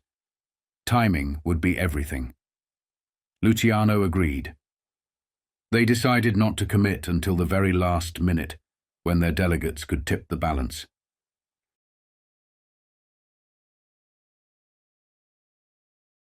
In Chicago, the convention turned into a carnival. Luciano took a 6-room suite at the Drake with Marinelli. Costello had another with Hines. Lansky floated between the two camps, while Longis Wilman handled delegates from New York, Nassau County, and northern New Jersey. Liquor flowed non-stop, courtesy of Capone's crew, Paul Ricca, Jake Guzik, Tony Accardo, and Capone's cousin, Charlie Fischetti. "We had the best whiskey in the world," Luciano recalled. "Any kind of guy wanted. It didn't cost us a dime." Capone's outfit supplied it all. Lansky even opened a pop-up speakeasy, Lansky's Bar, where politicians and gangsters rubbed elbows. One of the most frequent guests was Huey the Kingfish Long, Louisiana's boisterous populist. Long wasn't just drinking, he was negotiating. He wanted investment in his state. Luciano and Costello wanted a foothold in the South.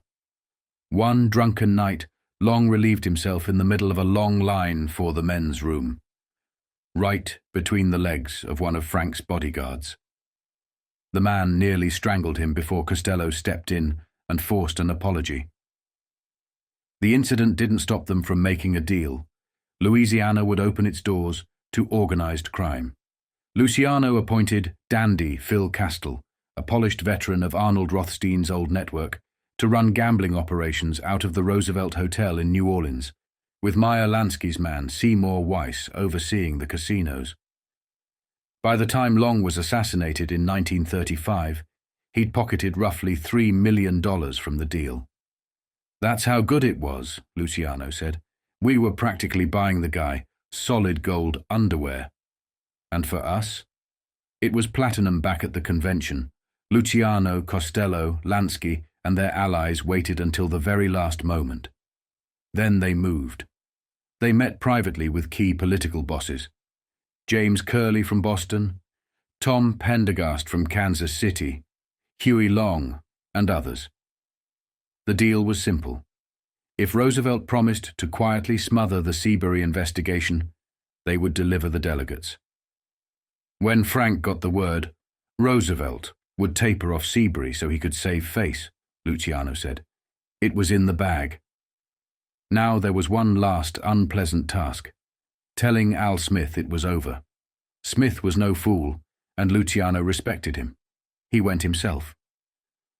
I told him we figured Roosevelt was going to win, and there was no way to stop him, Luciano recalled. That meant we had no chance but to throw in with Roosevelt. Smith asked me straight out what the deal was. I told him. Roosevelt promised he was going to close his eyes to Seabury and keep them closed. You already saw what happened last spring when he made that statement. We got to believe him after that. Smith listened quietly, then looked Luciano in the eye and gave him a warning he would never forget. Charlie, Smith said, Franklin Roosevelt will break his word to you. This is the biggest mistake you ever made in your life, trusting him. He will kill you.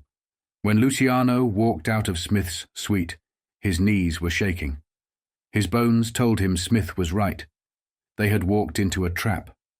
Smith's words proved prophetic. Once Roosevelt had the nomination and the country rallied behind him, he unleashed Seabury with a vengeance.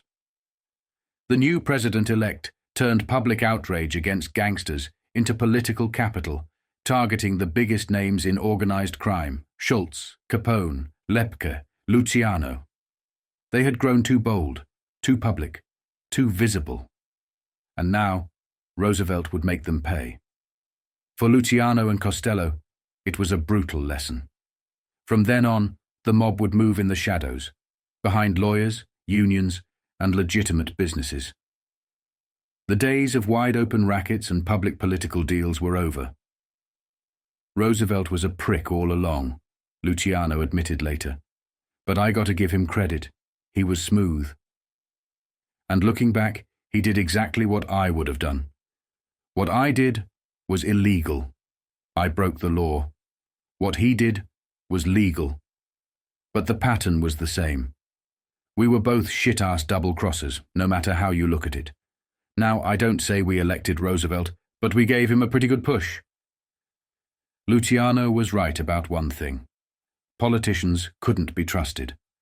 And now he and Costello were at war with one of the shrewdest in American history, Franklin Delano Roosevelt. It would take time for that war to fully unfold. But by 1936, Luciano would be in prison, and Costello would be rebuilt in New Orleans. The era of backroom deals and handshakes was over.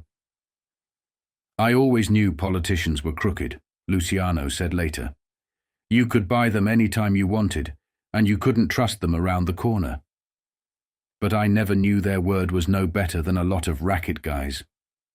I guess nobody should become President of the United States on the back of a gangster.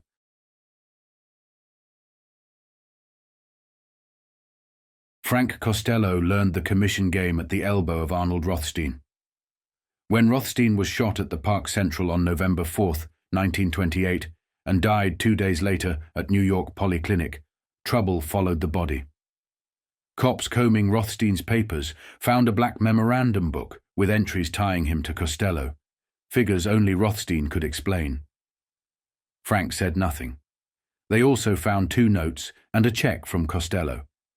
A $25,000 note dated September 4, 1928, to Rothstein's Rothmere Corporation. A $10,000 note dated September 26, 1928, payable to Costello's order at Chelsea Exchange Bank, endorsed by Costello, and a $10,000 check dated October 28, 1928, to Rothstein, signed by Costello, and drawn on Chelsea Exchange. Costello used his political weight to sit on it all until 1943, when George Wolfe quietly negotiated a resolution. Rothstein's death blew a hole in the gambling world. His men ran high roller books and guarded the money. With the umbrella gone, the sky opened. Frank Erickson, heavy-set, jowly, disciplined, stepped in as the front. He started as a commission broker and built his own business. With Costello behind him, he became the face of the biggest layoff bank in New York. They golfed on Long Island, moved action citywide, then nationwide. As Frank Rizzo put it, Costello was Erickson. By 1951, Senator Kefauver pegged illegal horse race betting at roughly $15 billion a year. Backed by Costello, Erickson handled around $15 million of that annually. He wasn't just a bookie, he was the banker for small books, taking a flat 10% off winners to absorb their overflow. Under Costello's everybody gets a piece rule, the network stayed quiet and clean enough to avoid headlines for nearly 20 years. The money ran smooth and long, and so did the checks to Costello. Frank made Saratoga his summer office. He had a piece of the piping rock club, spent afternoons at the track and nights at casinos. Saratoga's draw was the crowd. Fifth Avenue money rubbing shoulders with Broadway and the mob, until Kefauver shut the joints and pushed racing closer to New York. George Wolfe saw Frank lose plenty despite inside tips. One day at a New York track, Costello told August Belmont he had a lock in the sixth. They bet, no amount set. The long shot came in. Belmont handed over 2 singles. Costello stared. "You trying to welch on $2,000?" Belmont laughed it off. Frank didn't. Erickson took the heat that came with the crown. When New York called him the king of bookmakers, he took the 5th before 2 Senate panels and ate it. Senator Charles Tobey barked for volume. Erickson murmured, "The last time I spoke to you, Senator, I spoke too loud." Drawing laughs, the too loud, nodding back to testimony that got him popped for bookmaking. Before Senator Ernest McFarland, Erickson denied any syndicate, claimed he ran alone. Tobey thundered about his soul. Erickson dropped his head like he'd been cut. Later told Costello he was just hiding a grin. Rothstein's vacuum didn't just birth a New York machine. It opened the South. In 1932, at the Chicago Convention, Costello sat with Luciano, Meyer Lansky, and Huey Long, and walked out with Louisiana. They tapped dandy Phil Castell, a polished Rothstein protégé close to Costello, to run gambling from the Roosevelt Hotel in New Orleans with Meyer's man Seymour Weiss as house muscle. The state's river of cash was already running. Long gave them the locks. Louisiana had its own history long before the commission. Silver Dollar Sam. Corolla ran a closed empire that predated modern organized crime, narcotics, gambling, prostitution, murder, and politics, throwing off an estimated $200 million a year even before Costello's crowd came south. The Justice Department chased Corolla for decades. He'd started as Charles Matranga's French market supervisor, rose to boss in 1925, rode prohibition and the Delta dope lines, racked charges, beat most of them. In 1932, he was convicted in the ambush murder of a federal narcotics agent, called the worst kind of gangster in court, sentenced to 4 years in Atlanta, served 2. Governor O.K. Allen, Huey Long's ally, pardoned him, just as Long had helped a young Carlos Marcello. Corolla came back, still a non-citizen, richer and meaner, and went right on running liquor and drugs through the 30s. By then, the board had gone national. Luciano, Costello, Lansky, Torio, Rica, Capone, Trafficante, Mo Dalitz, more names than a ballot, weren't just taking over books. They were laying pipe into politics and business from New York through Chicago and the rest of Illinois, out to Massachusetts, Connecticut, New Jersey, Pennsylvania, and down through Louisiana, Miami, Nevada, Mississippi, and into California. Costello, who could read a ward map like a ledger, understood the South's complications, segregation, the Klan, parishes with their own kings. He didn't want to conquer it. He wanted a partner who understood the ground. So, he built a symbiotic alliance, local families handling the culture, Costello's money handling expansion. That was the pattern after Rothstein. Frontmen who smiled for the flashbulbs, old line bosses who blessed the deals, and Frank Costello, never loud, always present, writing the rules and taking the skim.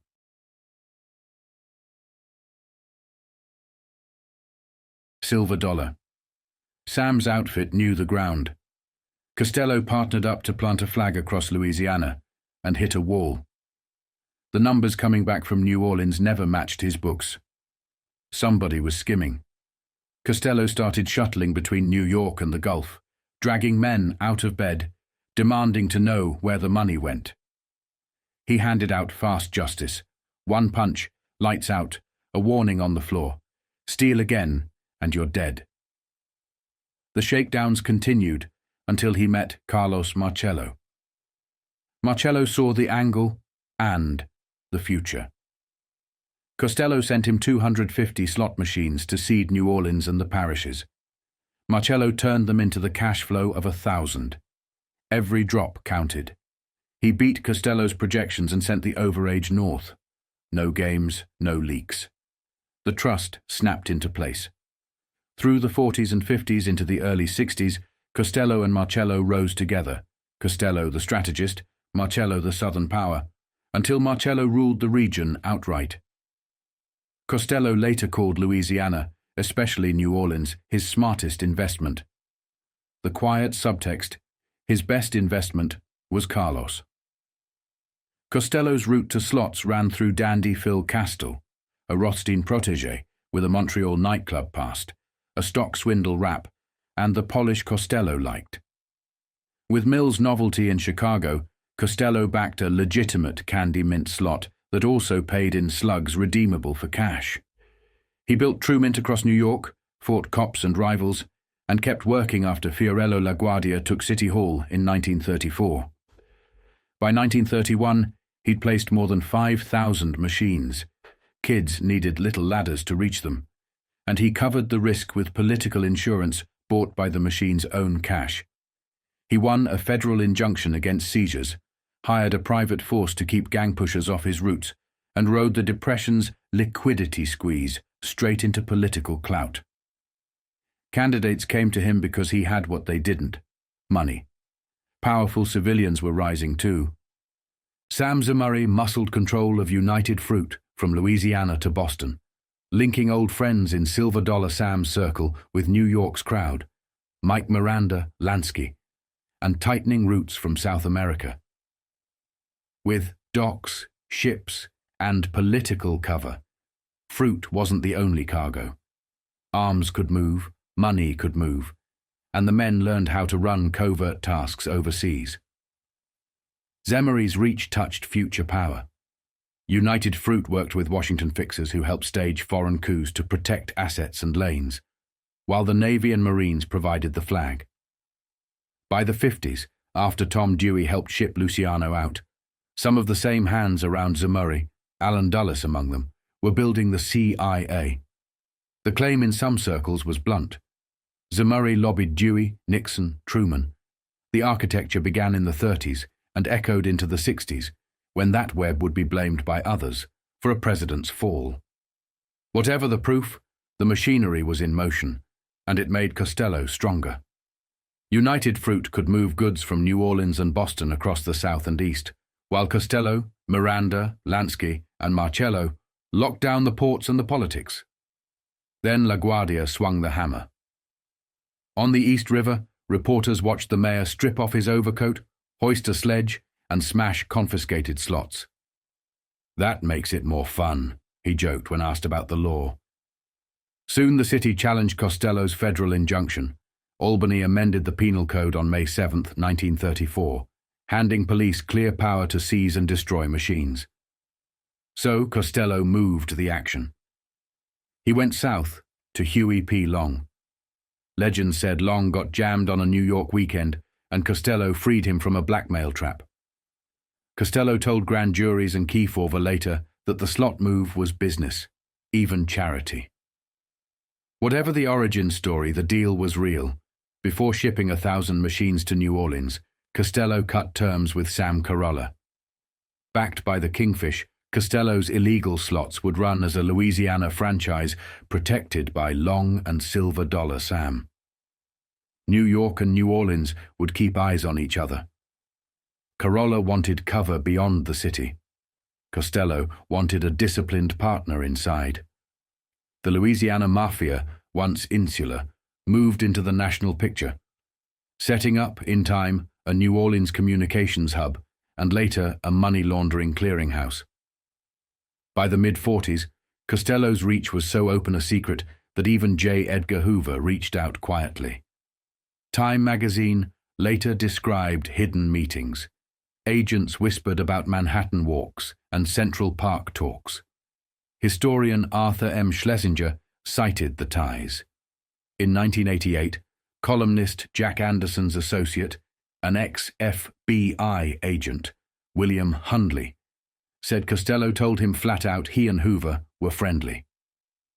Hoover's public line that organized crime barely existed, and his soft touch with Marcello during the Kennedy years only fed the story. Costello shipped the 1,000 machines to New Orleans. With the FBI and locals looking the other way, dandy Phil Castile teamed with Carolla's enforcer, Diamond Jim Moran, to place them across the quarter and beyond. The chiefs, with bronze Indian heads, became trophies. The first year reportedly threw off $70,000 on a $9,500 ante. Costello then built 3 companies, Bayou Novelty, Pelican Novelty, and the Louisiana Mint, to scale up. Castile watched the west side of the river and took a page from the Marcello brothers' Jefferson Music. A deal locked in. Jefferson Music would run 250 of Costello's slots on the West Bank, Marcello taking 2/3 of the gross, Costello a third.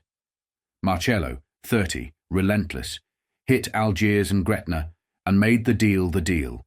Take the machines, take the split, or take the heat. Some bar owners let him bump percentages just to avoid trouble. He made sure cops stayed sweet. Gretna's chief, Beauregard Miller Jr., got cash. Marcello later admitted delivering $50,000 bundles every few months, not knowing an FBI informant was recording. With the money pouring in, Marcello moved his family from a cramped Algiers apartment to a 2-story place in Gretna. His wife Jacqueline left the counter of their liquor store for a middle-class routine. Marcello never stopped moving. Costello's West Bank partner by day, a player in Frank Todaro's circle by night. The war years supercharged the rackets. The port was Mafia run, black markets flourished, narcotics lines braided into wartime shortages. Tunisian-born and out of the draft, Marcello worked the shadows hard, for himself and for Carolla, buying, selling, and policing the flow. Violence came with it, brawls, beatings, murders whispered through the docks and bayous. But Marcello delivered the one result his bosses cared about: money in, on time. By the end of the war, his returns and his reputation made him the obvious successor to Silver Dollar Sam, who faced deportation to Sicily. Costello underlined the endorsement with equity, a 12.5% slice for Marcello in a plush Vegas-style casino in Jefferson Parish on the East Bank. Meyer Lansky was in the partnership too. The kid from the West Bank had arrived. Meanwhile, the bigger map was filling in. Luciano, Costello, Lansky, Torio, Rica, Capone's heirs, Trafficante, Mo Dalitz, the names threaded into politics and business from New York through Chicago and across Illinois, Massachusetts, Connecticut, New Jersey, Pennsylvania, down through Louisiana and Florida, out to Nevada, Mississippi, and California. Costello knew the South's rules: segregation, parish bosses, the Klan, and chose alignment over invasion. He brought cash, protection, and systems. Local families brought local control. That was the Costello model after Rothstein. Pick the right front man, bless the deal, own the flow, and keep your name one room back from the light. Frank Costello said the Louisiana deal ran through one man, Philip "Dandy Phil" Costello. Huey Long wanted a yearly donation of 25 to 30 grand to a state relief fund. People snickered at the charity angle. Frank didn't. He told the Kefauver committee straight, "I got Philip Castell, which is my associate, to go down there and work the thing out." If the money fed the poor or fed a politician was beside the point. In Frank's world, a legal front and a working arrangement were the whole game. The timing turned vicious. Long was shot on September 8, 1935. New Orleans' new boss, Mayor Robert Maestri, announced the slot machines were finished. Then Maestri took a quiet trip to Hot Springs, Arkansas. He came home. The machines went back on. By 1945, New Orleans had more than 8,000 slots. Castell's Beverly Club, velvet, brass, and money, sat on top of the heap. Whatever Maestri said in public, the turnstiles said otherwise. Frank's racetrack commissions, the slots, and the Beverly made him rich. Rich drew headlines. The Associated Press and local papers wrote about Costello money almost daily. Court fights, tax heat, the whole spread. Frank hated taxes on principle, the old Sicilian way, and he rubbed that off on his student Carlos Marcello, who learned to dodge the IRS as cleanly as he dodged indictments. Then came the case papers. New York, October 10th. Counsel for Frank Costello, former New York slot machine king, moved to cut bail from $75,000 to $10,000 after his arrest on a federal indictment tied to Pelican Novelty Company of New Orleans. Assistant U.S. Attorney Jerome Doyle fought it. He said the government was looking at understatements tied to roughly $1,250,000 in income. The commissioner held Costello overnight. New Orleans, October 10th. U.S. Attorney Rene Viosca called the related income tax indictment $529,456.34 alleged evasion, the second largest ever there, trailing only Moses Annenberg's $5 million case. The bill named Costello, Philip Castell, Dudley and Harold Geigerman, a.k.a. Harold Miller, Jacob Altman, and James Jimmy Brocato, better known as Diamond Jim, Moran. The document said Castell and Costello owned the slot business. Others were partners, collectors, and the bookkeeper. Prosecutors pointed to 2 fiscal years. Bayou Novelty Company. FYE August 31st, 1936. Gross $1,294,995.10. Deductions $770,427.48. Taxable net $524,557.62. Only $506,501.93 reported, and, government said, not by the real owners. Bayou Novelty Company, FYE August 31st, 1937. Gross $1,297,580.60. Deductions $780,142.16. Taxable net $517,437.45. Only $451,685.71 reported. There were other partnership returns.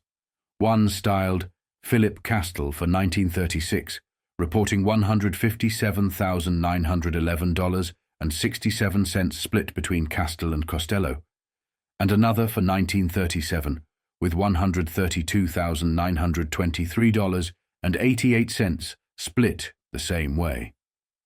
Counts against Castell alone alleged 6-figure deficiencies by claiming dual domiciles and community returns. The Ministers' Union celebrated when the chief slots vanished in fall 1937. Pinball and new-style machines slid back in months later. The grind never stopped. Neither did the indictments. Costello's Louisiana move had started the year Prohibition ended. December 5th, 1933. America sobered up on paper. 10 days earlier, Meyer Lansky had inked a legit play, Melaska Corporation, Inc., with Mo Dalitz and Sam Tucker out of Cleveland, and Lansky's father-in-law, Moses Citron, as assistant treasurer. The pitch: dehydrated molasses to sell cheap into the reborn distilling trade. The reality: the dries allowed repeal, but rammed through heavy liquor taxes, which birthed a new, untaxed market. Melaska fed it. Early 1935, Treasury raided plants in Zanesville, Ohio, and Elizabeth, New Jersey. Agents said those stills ran on Melaska molasses. Zanesville could turn 20,000 bottles of 190 proof a day, the biggest illegal distillery the feds had seen. Elizabeth wasn't far behind. Investigators tied Meyer's circle to 8 clandestine stills, but Melaska declared bankruptcy within weeks, and the paper trail died in a hedge of fronts. Citron and lawyer Aaron Sapiro had buried the wires well. No charges stuck. Meyer kept score. He watched Samuel Bronfman and Louis Rosenstiel, men who had worked the same illegal liquor roads, turn legit after 33 and become lionized. In the 70s, he'd ask why he was a gangster, and they weren't. But in the mid-30s, cash poor and reeling from Melaska, he went back to what he knew: gambling. The home front showed the strain. In New York, his wife Anne cooked lamb chops for a dinner he said he'd miss. Then Meyer showed up with Jake and a friend. The argument got hot. The hot potato flew, literally, caught Anne in the eye. She later said 1933 was when the marriage began to dim. Money was tight by Meyer's standards. He told his brother-in-law on Delancey Street he was only making $10,000 a year. 10 grand was comfortable in the 30s, but not with 2 homes, a child in therapy, and parents to support. The lesson from Melaska was simple. The old, quick, clever way wasn't clever anymore. So he leaned into Saratoga. Saratoga Springs had been a 1-month casino republic since the 1860s. Track by day, lake houses by night. John Morrissey set it up. Arnold Rothstein refined it. In August, the city ran on gambling and manners. Local bosses, Dr. Arthur J. Leonard and Jim Leary, used the track, dining rooms and casinos to pay off loyalists with contracts and no-show jobs. Charities got a taste. Cops' relatives picked up retainers. The church bazaar headlined Sophie Tucker. The corruption wasn't a backroom. It was a civic operating system. Rothstein's casinos were Lansky's finishing school. He learned the percentages: roulette, craps, blackjack. The house edge lived in turnover and costs. Glamour sold the room, but restraint kept it open. He brought in trusted Lower East Side dealers, steady hands, clean books, and paid them a salary plus a cut of the nightly drop to keep them sharp. In a crooked business, he insisted the games be straight. The con was the premise, odds against the player, not a loaded dice table that would kill the golden goose. By the mid-30s, Meyer partnered quietly on the piping rock, apricot stucco, Moorish lattice, the whole show, with Frank Costello and Joe Adonis. A local named Francis Tierney held the license. Meyer's name never appeared. Shares ran under his brother Jake. Fortune magazine tried to map Saratoga's August economy in 1935 and missed the owners entirely, tagging Luciano as Capone's numbers man. That was fine with Charlie, Frank, Joe, and Meyer. No headlines, no heat. America pretended repeal would end gangsters. Instead, Depression-era daredevils, Dillinger, Kelly, Nelson, Floyd, Bonnie and Clyde, grabbed the spotlight, and J. Edgar Hoover rode the car chases to hero status. But the real money never left the cities. Racketeering entered the language to describe crime as business. Produce markets taxed by fists, garment shops at war, unions and owners using muscle like invoices. Each man had a lane. Luciano concentrated on service rackets, books, numbers, loans, unions. Lansky built casino joints and share-outs. Costello straddled them, racetracks, slots, and political greasing, staying allergic to narcotics and brothels. Their code was peculiar but consistent. Do clean rackets, Keep the games honest. Minimize violence. Use it when you must, not because you can. Lepka and Gura were the daily beatings. Charlie used murder to change eras, Masseria, Maranzano, and then put the gun back under glass. Maya and Frank preferred the room to run on whispers, not blood. Back in Louisiana, Castell kept the machine moving. Long's relief cut, the Hot Springs pivot, Maestri's public scolding and private blessing, the Beverly's rise, all of it ran through Dandy Phil's books. The feds called it fraud, the ministers called it sin, the papers called it news. The numbers, $529,456 in alleged evasion here, 7-figure understatements there, went on the docket. Costello fought the bail, fought the counts, and kept the money spigot open. The pattern was national. Frontmen smiled for the flashbulbs. Bosses took the skim in the next room. Politicians preached reform until the envelopes arrived. By 1945, the slot armies, racetrack cuts, and lakehouse percentages had done exactly what Costello built them to do: outlast the headlines, outlast the bands, and outlast the mayors.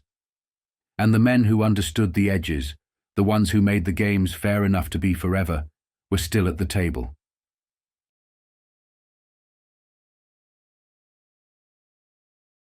Trouble was coming up Fifth Avenue with a law degree and a clipped mustache. Thomas E. Dewey wasn't LaGuardia swinging a sledge for the cameras. He had state and federal juice and a clean hunger for convictions. Word of his grand juries and wiretaps rolled through the rackets like bad weather. Dutch Schultz, Harlem policy money, Bronx muscle, panicked first. Louis Lepke Buchhalter, the garment district's invisible hand, kept smiling but moved quieter. Lepke glided into the Waldorf lobby one afternoon and felt the carpet swallow his shoes. He didn't like discussing murder under million-dollar chandeliers. Still, he rode the elevator, crammed tight with salesmen and tourists, to Luciano's floor. Frank Costello opened the door with an English oval in his fingers. "It's you and me," Frank said. Luciano wasn't coming. They sat in a windowed room over the East River. Lepke asked where Charlie was. "Relax," Frank said. "Nothing's going to happen." A knock. Dutch Schultz, thick shoulders, dead eyes, walked in hot and breathing. "So, what's new?" Dutch said, already angry Luciano wasn't there. "Charlie's got a problem," Frank rasped. "We hear you." "Then Charlie talks to you himself." "I talk to him, or nobody," Dutch said. "Okay, forget it," Frank said. "Here's the message anyway. Dewey goes." Dutch didn't blink. "Tell Luciano my boys saw a little list in Dewey's office. He's right at the top himself." "I'll tell him," Frank said. "Don't move till you hear from Charlie." "This is too big for one guy." Dutch left. Lepke exhaled. "You handled him," he said. Frank shrugged. "Let's get a drink." Downstairs, at the Norse Grill, over whiskey sours, Lepke worked the edges. Frank gave him nothing. "Nothing," he said again. Dewey, meanwhile, kept stacking bodies on the scorecard. As chief assistant U.S. attorney, he made quick meat of swindlers, crooked contractors, and racketeers. Legs Diamond's crowd.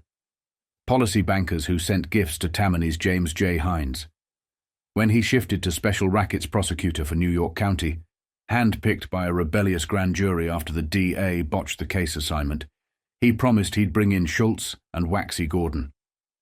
Gordon took 10 years on tax. Schultz kept moving. Schultz studied Dewey the way he studied a ledger: Fifth Avenue apartment, routes, hours. He told his people he wouldn't eat 30 years just because a choir boy wanted headlines. If Dewey lived, Dutch was dead. The commission saw it the other way. Kill a prosecutor, and the country would never stop looking. Luciano called the turn. No green light. On October 23, 1935, the Palace Chop House and Tavern in Newark was thin and tiring. 4 men at a back table bent over figures. Dutch Schultz, Bernard Lulu Rosenkrantz, Abe Landau, and the one the old-timers called a genius, Arthur Abadaba Berman. Damon Runyon made him regret in print. Abadaba pulled 10 grand a week to fix the pari mutual numbers, protect Dutch's policy banks from Harlem's crush of bets. Rosenkrantz had fresh sheets showing Dewey's pressure chewing the profits. Schultz sat with his back to the wall and watched the door. Close to dusk, Dutch got up for the men's room. The front door opened and 2 shooters came in. One was Charles Bugsy Workman. They shot Rosenkrantz and Landau where they sat. Berman went down too. Workman scanned the room, saw the restroom door, and pushed through. Dutch was at the porcelain, calm as if nothing in Newark could touch him. Workman put 1 round into him and walked out. Schultz staggered back to the dining room, still on his feet, then folded into a chair and asked for a doctor in a voice nobody recognized. Cops came. He raved, slipped in and out, then let go. The floor looked like Chicago, 1929. The message was the same: discipline from the top. The hit settled 2 accounts at once. It bled Dutch's crew before Dutch could make the worst move of his life, and it kept the heat off a prosecutor's murder. Dewey kept his morning routine: coffee, files, court. He didn't grin for the papers. He didn't have to. The rest of the sheet filled in around him. Dewey's office rolled up more swindles, more policy banks, more municipal contracts that looked like envelopes with letterhead. He nailed Waxy Gordon on tax, leaving Schultz's ghost to haunt Harlem until the last policy slips were seized. When Dutch had been out of reach, as long as Dewey was back in private practice, Schultz sneered. Once Dewey had the badge again, Schultz ran surveillance on a prosecutor like he was casing a bank. It didn't matter. The commission's number came up first. Back at the Waldorf, the lesson stood, "Charlie calls the turn." Costello carried the message clean, never raising his voice, and kept the room from breaking chandeliers. Lepke watched, learned, and drifted out into the lobby like a man who'd just seen a car skid by without his name on the fender. Dewey's name only got bigger. He had a method: prep files like a surgeon, talk like a bookkeeper, and let the jury do the ego work. He didn't need the sledgehammer. He had the law, and a city that wanted to believe in it again. And in the margins where the figures add or subtract, the men in tailored coats made the same calculation they always did. When the numbers threaten to crack the ceiling, you don't shoot the ceiling. You change the numbers.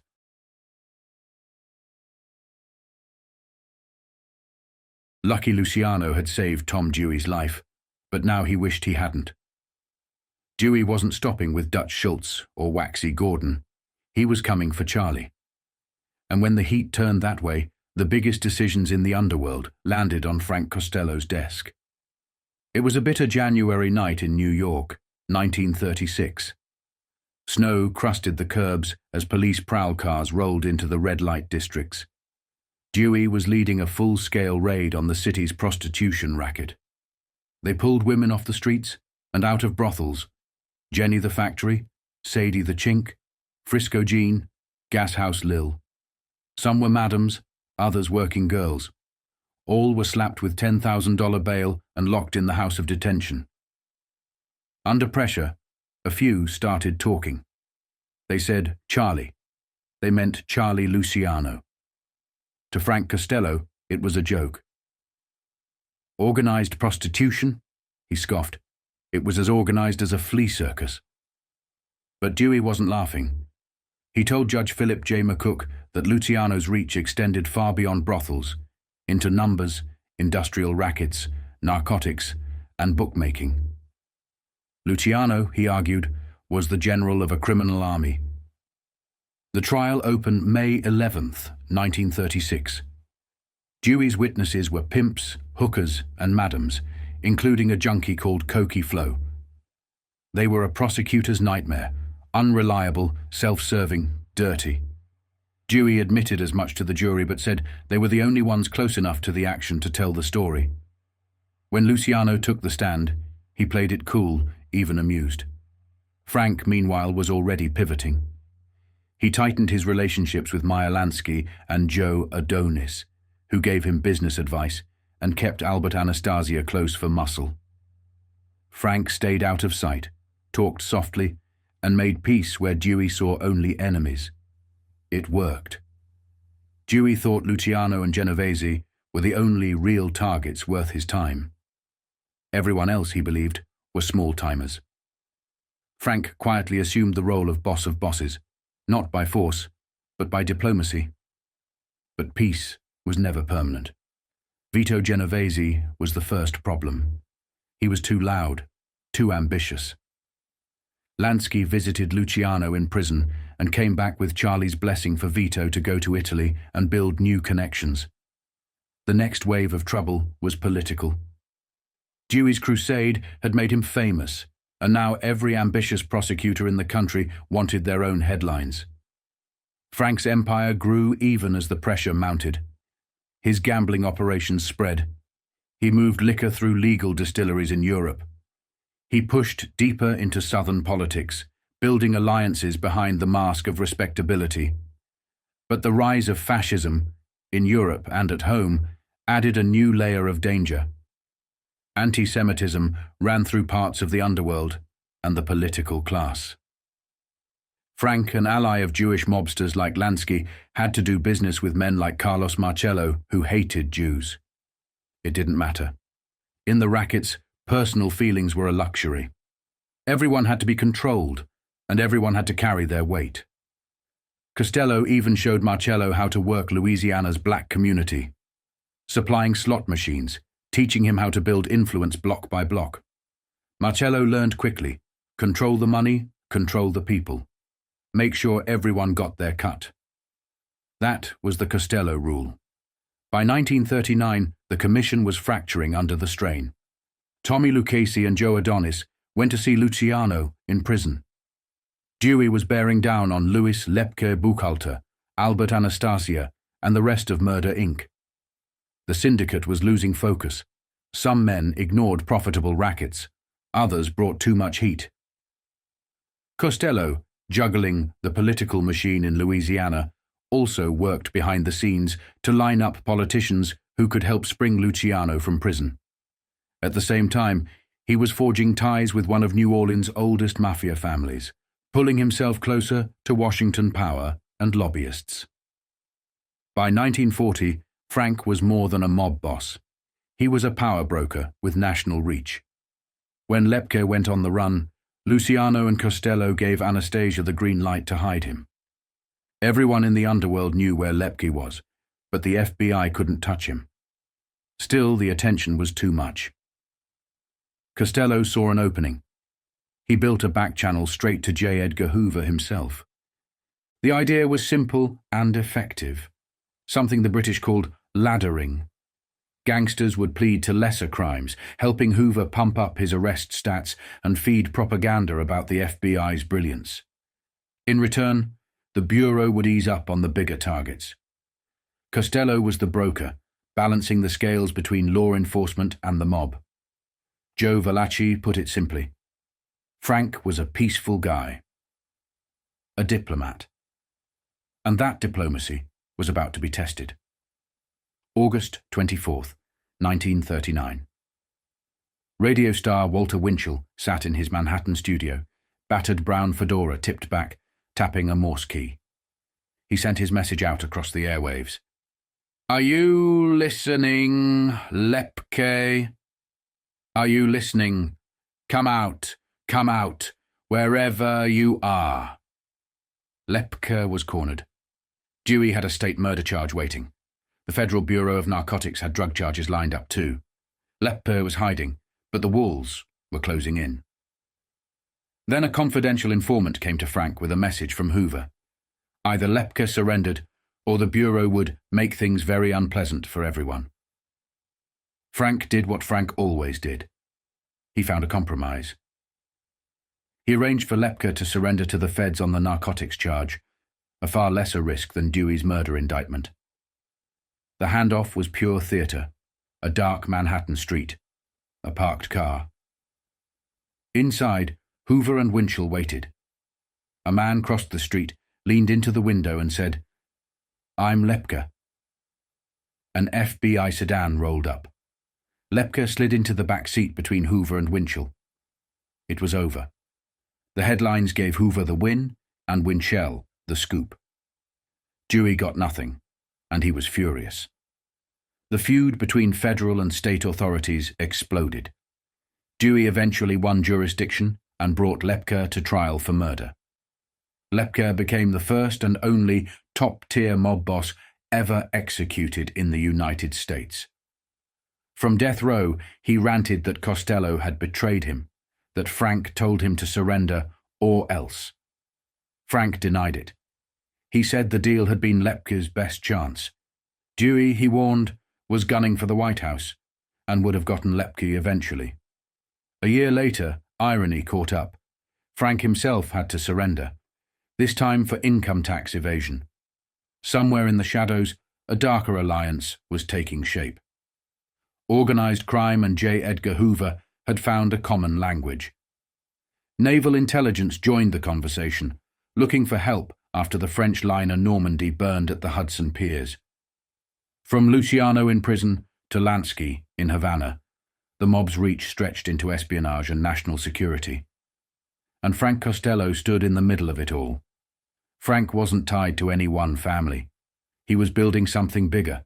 Southern political machines that mirrored Tammany Hall, each one greased with mob money. From 1931 to 1936, he used Louisiana as his sandbox, running slots, cards, and front companies through the bayou. He fished with Silver Dollar, Sam Carolla. He plotted with Carlos Marcello and Tony Accardo. He became more than a gangster. He was a statesman of the underworld. Hoover used him too. If small-time crooks were drawing too much attention, Frank delivered them. If activists or political enemies became a problem, the mob framed them or removed them. FBI agents admitted to secret meetings in Central Park. Information changed hands. Targets disappeared. While other mobsters posed for pictures with Frank Sinatra, Costello quietly built Sinatra's career. He and Willie Moretti raised $70,000 to push the skinny singer into the spotlight. Without them, Sinatra might never have made it out of the bars and ballrooms.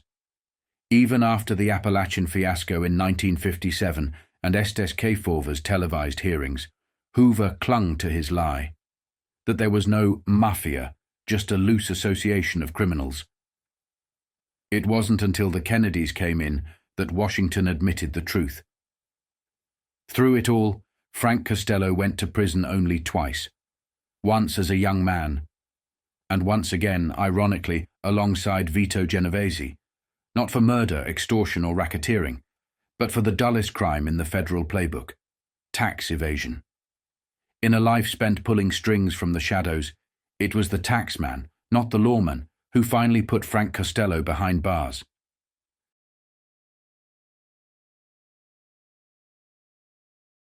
While Frank Costello was playing diplomat and kingmaker, another storm gathered over his shoulder, the kind that came with subpoenas and sealed indictments.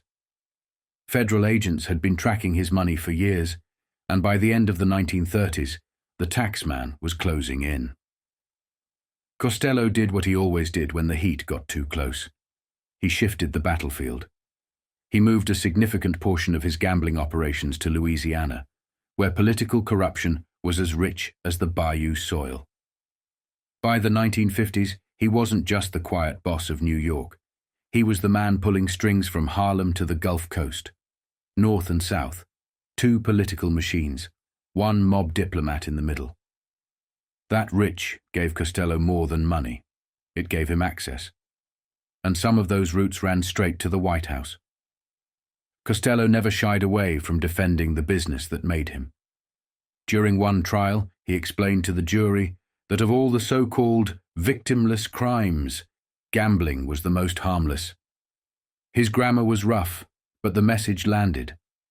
The idea that gambling ruined widows and beggared families, he said, was a fantasy, the kind of thing that might fit on one hand. He wasn't wrong. Decades later, state lotteries would sell the same dream of sudden wealth under a government seal. George Wolfe, one of Costello's lawyers, admitted he shared the sentiment. Looking at Frank's career, he argued most of what prosecutors called crime boiled down to two things: importing whiskey, which became legal, and gambling, which did too. If the law changes, he asked, is a crime still a crime? Legally, yes. Morally, maybe not. That's why Frank bristled when the same society that lined up to bet on horses treated him like a leper. He tried, later in life, to join elite private clubs, only to be turned down flat. August Belmont, who ran one of the country's most prestigious racetracks, banned him outright. Frank sent an emissary to confront Belmont, but the answer was still no. The hypocrisy burned. Costello never pretended to be anything but what he was. I'm a gambler, he told anyone who asked. And it was true. He came up in 3 stages, first as a bookie, or as he liked to say, a commission broker, then as a man who owned thousands of slot machines, and finally as the owner or silent partner of casinos across America. The federal government knew about those Louisiana slot machines, and they had receipts. Frank hadn't filed a tax return on them. Ever. In late 1939, the call went out from Green, Baum, Wolfe and Ernst, the law firm handling Frank's tax case. Morris Ernst, a close friend, passed the job to George Wolfe. Wolfe packed for New Orleans, where Costello, his partner dandy Phil Castell, and their associates at the Bayou Novelty Company were staring down both criminal indictments and civil suits for tax evasion. Wolfe took charge of jury selection and cross-examined witnesses. The government's case was a mess: thin evidence, missing witnesses, more bluster than proof.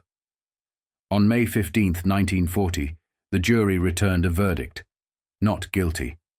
Costello walked on the criminal charges. But in civil court, the government had him dead to rights. He was ordered to pay hundreds of thousands in back taxes and penalties. New York State wanted its cut too. By 1943, Frank admitted under oath that he had paid $550,000 to settle the case. Wolfe, ever the strategist, found ways to put part of that money to good use. But that's another story for another chapter.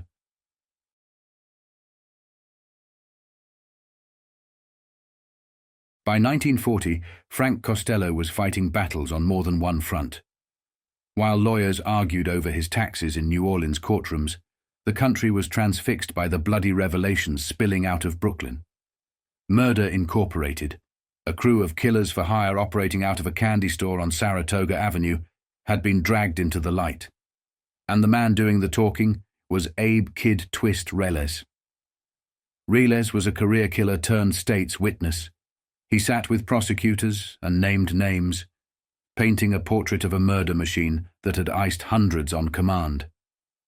His testimony put Albert Anastasia squarely in the crosshairs, and above Anastasia, he placed Joe Adonis. Reles didn't mention Frank Costello in his direct accusations, not as someone out to kill him anyway.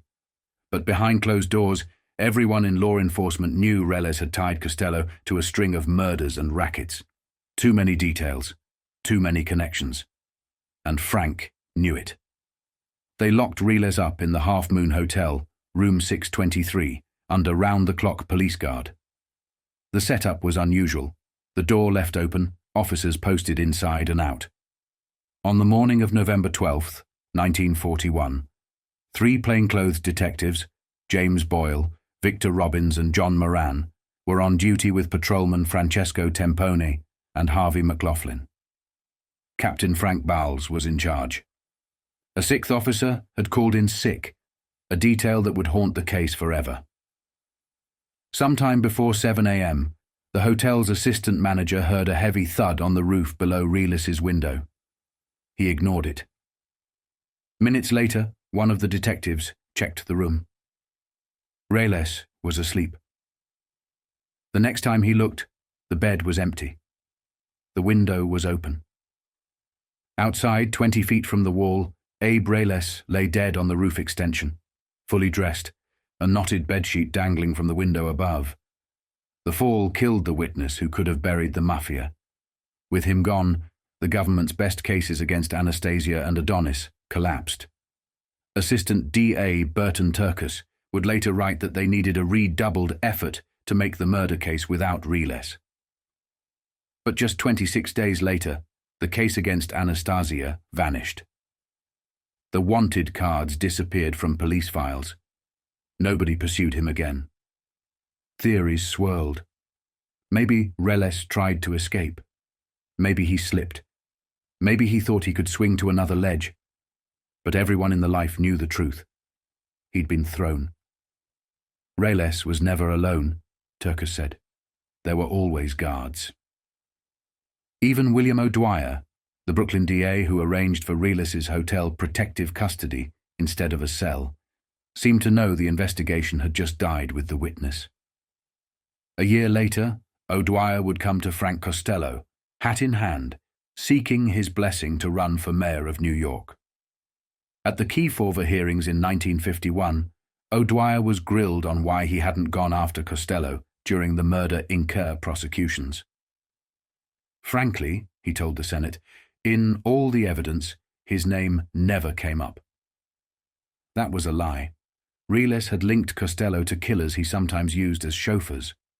George Wolfe, Costello's lawyer, later claimed Frank had no part in Murder Inc., that he was a peacemaker, not a butcher.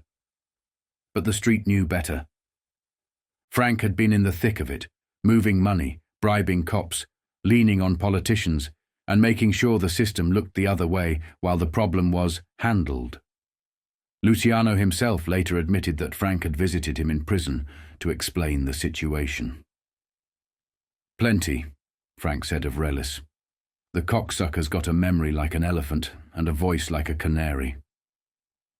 He keeps vomiting stuff up, and if he keeps going, they'll get everybody for murder. That includes that shithead Lepke, and Benny Siegel, and Albert. Reyes tied in Ali TikTok, and I hear Ali's made a deal with Turkus." The signal was clear. Reyes had to go. And he did. O'Dwyer's behavior only deepened the stench. He refused to send Reyes to California to testify in a murder trial against Bugsy Siegel, Frank's old friend. Siegel walked. Files vanished. Witnesses went silent. And O'Dwyer's political career soared, with Costello's blessing. Reyes' death marked a turning point. Without him, law enforcement's momentum against Murder Inc. evaporated. Inside the mob, the lesson was obvious. No informant that dangerous could ever be allowed to live. The men Reyes had fingered went free. Anastasia, accused of killing a man in the garment district, never saw a courtroom again. As Murder Incorporated faded from headlines, the underworld shifted gears. The bootlegging riches of the 1920s had been reinvested into narcotics, labor unions, and legitimate industries. Mob families that once fought bloody street wars now merged through marriages and alliances, creating dynasties that controlled everything from casinos to public utilities. Costello was there to see it all, and to build something new. He was the first major boss to push south and build a second machine in Louisiana, fusing New Orleans mob into the national syndicate. With Luciano still locked away, Costello became the link between the northern bosses and their southern allies. Together, they even forged secret relationships with corrupt FBI agents. J. Edgar Hoover, obsessed with crushing far-right groups and black separatist movements, quietly leaned on the mob for help. Hoover shared some of their prejudices, anti-Semitism, racism, and found in men like Costello and Carlos Marcello willing partners who could do what the Bureau couldn't. Luciano, for all his genius, never mastered politics. Costello did. He evolved the racket, weaving corruption directly into the fabric of government. His reach stretched into the Roosevelt and Truman administrations and beyond. By the time Estes Kefauver held his televised hearings in 1951, the Senate was warning presidents from Truman to Eisenhower to Nixon to crack down on organized crime. They didn't. Luciano had become a sacrificial lamb, deported to Italy, his exile a public relations victory that let the real machine slip deeper underground. Costello and his successors learned the lesson. Stay quiet. Stay invisible. Kill anyone who threatens exposure. By the time Carlo Gambino took the reins, silence had become the Mafia's deadliest weapon. Then the world changed again. When the Japanese bombed Pearl Harbor on December 7, 1941, the underworld pivoted. The war economy birthed new rackets: stolen ration cards, black market sugar, meat, gasoline. Costello oversaw it all. The days of drive-by shootings and public assassinations faded. Disputes were handled in private, at sit-downs chaired by Frank himself. Violence had given way to diplomacy. George Wolfe, still juggling Frank's legal defense, volunteered to hear army draft appeals for the government. It was then, in late 1942, that Moses Polakoff, Lucky Luciano's lawyer, paid him a visit with a wild story, one that turned out to be true. The U.S. Navy wanted Luciano's help. With the Normandy lying in ruins on the Hudson and fear of Nazi sabotage running high, naval intelligence turned to the one force that truly controlled the docks: the mob. Commander Charles Haffenden, working with Manhattan DA. Frank Hogan and prosecutor Murray Gurfein reached out to Joseph Sox Lanza and, through him, to Luciano. Frank Costello, ever the strategist, pushed hard for Luciano's cooperation.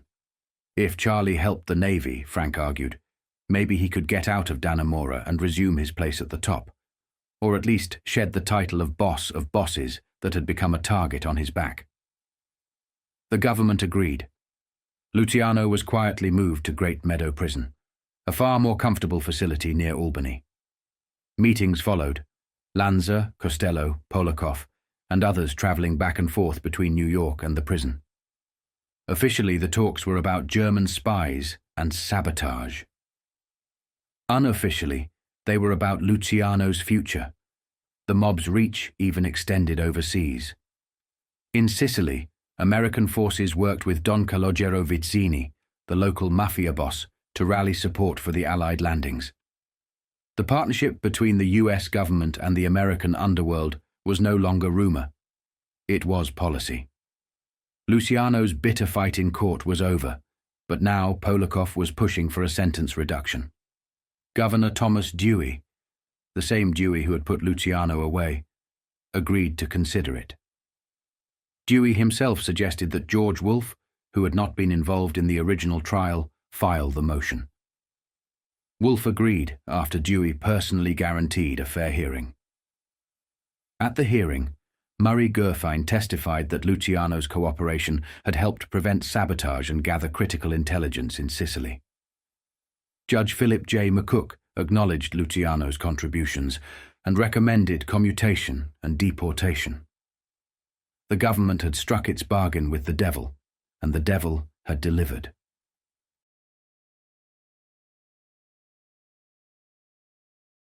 By 1943, George Wolfe had crossed a line he could never uncross. He wasn't just an attorney anymore. He was Costello's attorney.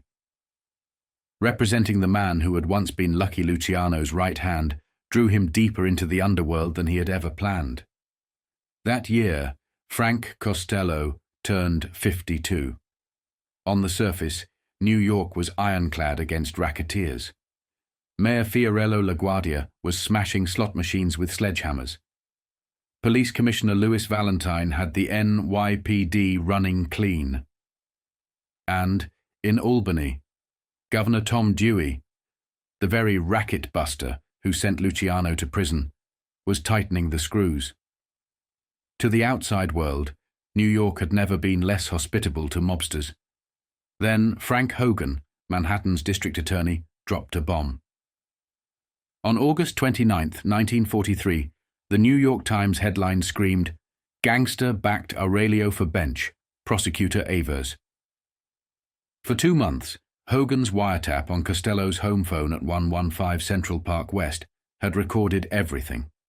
What it caught was dynamite, a conversation between Costello and Magistrate Thomas Aurelio, just nominated for New York State Supreme Court. Aurelio: "Good morning, Francesco. How are you? And thanks for everything, Costello. Congratulations. It went over perfectly. When I tell you something's in the bag, you can rest assured." Aurelio: "Right now, I want to assure you of my loyalty for all you've done." "It's undying, Costello." "I know." The revelation shook the city. It was one thing for a Tammany Hall politician to take envelopes of cash. It was another thing entirely for a Supreme Court judge to be caught pledging undying loyalty to a gangster. Suddenly, Frank Costello, a name that had lurked in the shadows for 20 years, was front-page news. Who was he? To the public, Costello had been a ghost. In the 1920s, headlines went to his partner, Big Bill Dwyer, during the bootlegging trials. In the 1930s, when LaGuardia smashed slot machines, reporters painted Costello as a minor figure next to Frank Erickson, king of the bookies. But now he was exposed as the man who could make, and possibly control, Supreme Court justices. The scandal was poison. Overnight, the Prime Minister of the Underworld was born. 3 days later, Morris Ernst, the liberal crusader from the firm of Greenbaum, Wolf and Ernst, called George Wolf. "Frank needs help," Ernst said. "I told him you're the man." Wolf knew the Aurelio scandal had the city in uproar. Both political parties scrambled to dump Aurelio from the ballot, but he refused to withdraw. Ironically, Aurelio had been considered a clean, career prosecutor. He'd backed the cops in their fight against gambling. He even once called for laws to make mere possession of a slot machine a crime. But the wiretap said what it said. He was in Frank's pocket. On September 12, 1943, Costello himself called Wolf. "Come to 115 Central Park West," he rasped in his gravelly post-surgery voice. Wolf walked into Costello's penthouse. Antique gold hangings, mahogany tables, and a wood-burning fireplace beneath a Howard Chandler Christie portrait. Costello was waiting in a dark suit, black hair slicked back, cigarette in hand. He explained his version of the Aurelio affair. He had suggested Aurelio to Italian-American groups, lobbied Mayor LaGuardia and Tammany boss Michael Kennedy, and told Aurelio not to worry. To Wolf, the story reeked of understatement. Costello admitted having 5 friends at the top of Tammany Hall, but insisted he didn't control the party. Wolf advised him to settle an old Rothstein IOU hanging over his head for $10,000. Frank grumbled, but later paid $6,500. Then Wolf told him straight, "When Hogan calls you before the grand jury, tell the truth. Don't perjure yourself. Hogan's done his homework." On October 4th, Hogan arranged for Costello to accept a subpoena. At the Waldorf Grill, Costello puffed an English Oval and said he liked testifying. Wolf reminded him, this time the stakes were higher. 2 weeks later, Wolf rode with Costello to the Supreme Court building. Frank wore a light blue suit, grey fedora, and carried himself like a man immune to scandal. A mob of reporters waited. Inside, the grand jury grilled him for 2.5 hours. When it was over, he told Wolf quietly, "The guy's done his homework." The disbarment hearing against Aurelio opened October 25, 1943. The courtroom was packed. Hogan's first witness, Frank Costello. He looked immaculate, broad-shouldered, tanned from sun lamps. He gave his age, 52, birthplace, Italy, citizenship, naturalized 1925, and address, 115 Central Park West. He admitted he had never voted or held office. Then Hogan sprang the trap. Costello's candy machine business, he revealed, was a cover for slot machines. Costello admitted he'd helped put Michael Kennedy at the top of Tammany Hall, leaning on district leaders to back him. He described Kennedy as Mike and himself as Frank, casual friends who dined together. The implication was clear. Costello had made the boss of Tammany Hall. Hogan pressed further, linking Costello to Bugsy Siegel, Longy Zwillman, Al Capone. Frank denied business dealings with them, but the message was obvious. This was no small-time gambler. This was a man with national connections and political power. When Aurelio's lawyer, Thomas Sheridan, cross-examined, he tried to soften the picture. Costello smiled and admitted he had refined friends too, but wouldn't name them to spare embarrassment. The courtroom laughed when Costello revealed, with a sly grin, that the woman who answered his call to Aurelio's house wasn't Mrs. Aurelio at all. The laughter broke the tension, but the damage was done. Frank Costello was no longer invisible. He was the face of corruption in New York. As Time magazine later put it, the storm broke on him just before a municipal election in 1943. From that day forward, Costello was poison in the big city. A handshake with Frank Costello wasn't etiquette. It was a contract. No parchment, no seals, no billable hours, just skin, eyes, and a promise that held tighter than anything drafted on Wall Street. In a business wired for treachery, Costello sold the opposite. He preached quiet, he practiced it, and he kept disputes at a table, not in a gutter. "We'll talk it out," he'd say, and men who broke heads for a living learned to trust a gambler's word. One night, in '43, Costello and George Wolfe slid into the banquettes at the Madison Hotel bar. Grey suits, soft voices, no entourage. The place was midtown vanilla, ad men, salesmen, a couple on their second martinis. Nobody clocked that the guy with the rasp and the neat tie ran the American mob. Wolfe leaned in. "You shouldn't have let them drag decent people into yesterday's record," he said. Costello smoked and grunted. "Whatever you say." "How'd I do up there?" he asked, a beat later, curiosity edging past the growl.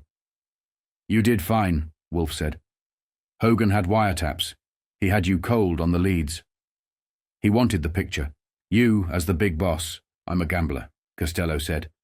"A businessman." "The boss of all crime? That's Charlie." He meant Luciano. Even now he preferred the title to sit on a ghost. On the ride to the next in-camera session, Costello wavered. He wanted to name the good friends, the civilians who polished his image by proximity. Wolfe told him no. Inside, Costello held his tongue. Referee Charles Sears wasn't fishing for society columns anyway. It wasn't the first time Wolfe had to grab the wheel. At a closed State Liquor Commission hearing, Costello had once tossed out Joe Kennedy just to rattle the room, proof of a long itch to be seen as legitimate, the right friends, the right tables. Wolfe's job was to keep that name out of transcripts as much as possible. Then Judge Thomas Aurelio took the stand. He admitted he'd gone to Costello because Frank had pulled with Tammany boss Michael Kennedy. But the line that killed him in the papers, "Undying loyalty," he waved off as Italian flourish. It worked. The charge didn't stick. Aurelio stayed on the ballot unopposed, won, built a sterling record, 15 years on the Supreme Court bench before moving up to the appellate division. Costello couldn't stand it. Early in Aurelio's term, Frank tried to feel him out on a friend's case and got the door slammed in his face. "Ingrate," he spit. Later, same result. "I can't even get a parking ticket fixed with him," he told Wolfe, half joke, all insult. Years later, Frank opened a drawer. A note for $7,500, signed by Aurelio, dated 1943. If it was real, it tore up Aurelio's testimony. Not just a friendly word, but money. Frank wanted it repaid. Wolfe warned him off. Costello sent him anyway. Wolf laid the note on Aurelio's desk. The judge erupted, threatened, then, cooling, said he'd paid it back. He let Wolf rip the paper to confetti. Everyone walked away, scorched. Frank wouldn't say what the money had been for, only that it didn't buy much. Still, Aurelio showed up in 1949 when Costello hosted a $100 a plate Salvation Army dinner at the Copacabana. Judges, Poles, the whole Tammany ladder, they came. The next day's headlines treated it like a heist on City Hall. The Salvation Army disowned him, said he'd resigned as a vice chairman, wondered out loud if they'd even keep the $18,000. The judges clammed up, pleaded busy or no comment. The lesson was clear. In public, Costello was toxic. In private, he could still fill a room. By then, the national press had made him a figure. Time slapped his face on the cover in '49. "Who do they think I am? Superman?" he asked, sick of the mythology. Wolf tried to grind down the statue anyway. Pay taxes, buy clean businesses, move the center of gravity toward daylight. "Frank," Wolf said one afternoon at the St. Regis King Coal Room, "what do you think of Wall Street?" "Biggest thieves in the world," Costello said. "They break more widows and orphans every minute than any of us boys ever could." "I'm putting you on Wall Street," Wolf said, "not a brokerage." Buildings. 13 and 14 floors on wall, a 4-story round the corner on water. "We wrap them into the 79 Wall Street Corporation. You donate every dollar of net rent to charity." Costello narrowed his eyes. "Me on Wall Street? They'll call it a front. It's a good buy," Wolf said. 50 grand over the mortgage, and when the reporters dig, they'll find real tenants and real donations. Costello had just bought a house in Sands Point, Fitzgerald's East egg in the flesh, so the timing fit the picture he wanted. He closed the deal for $55,000 over a $249,483.31 mortgage. The city had them assessed at $510,000. From then on, his business mail went to 79 Wall. The press and LaGuardia still sneered tax dodge, but for Costello, it was ballast. A legit address, a plaque, a lever. Then came the taxicab. Late '44, Costello hopped out at the Sherry Netherland and left 2 envelopes on the back seat. $27,200. The cabbie, Edward Waters, turned them in. Frank went white. Not at the loss, but at the cop's sniffing sauce. Wolf told him to claim it, on the record. LaGuardia blocked the return, said it was dope or gambling money. Wolf sued, knowing a new ordinance barred recovery of illegal proceeds. In court, Wolf pulled a stunt. He interpleaded the Bureau of Internal Revenue, noting the money almost matched Frank's outstanding tax bill in the New Orleans case. The government lawyer sat shoulder to shoulder with Costello. Justice Carol Walter ruled the cash was Frank's, and that Uncle Sam got first bite. On the stand, Frank said the money came from slot partners, brother-in-law Dudley Geigerman and dandy Phil Castell. The jury bought it. Most of the cash vanished into liens and costs. The real win was ink. The headlines read, "Man gets his own money back," not "Racketeer loses satchel of racket cash." It didn't soften the heat. Every license hearing became a public beating. When a nightclub's permit came up, the city tried to kill it, claiming Costello secretly owned the place. Wolf dared them to prove it. They couldn't. The compromise said Frank had terminated any interest, the license renewed, and they moved on to the next fire. Through it all, Costello kept selling the handshake. He wanted quiet, order, business. He tried to keep the violence out of sight and the arguments at a table. He liked judges, cops, and Poles to feel safe in his orbit, even when the newspapers made his name radioactive. To the public, he was the shadow in a camel hair coat. To the trade, he was the man whose word you could take to the bank. Hogan's wiretaps had exposed the machine, at least for a couple of months. They showed a judge thanking a gangster, a Tammany ladder that bent when he pushed, and a mystery man with a national Rolodex. If that's what 2 months caught, imagine the rest. Costello knew the danger of that picture. So did Wolf. That's why they built facades, 79 Wall, Sands Point, charity dinners, and why Frank kept repeating the line, "I'm a gambler, a businessman." The city didn't care.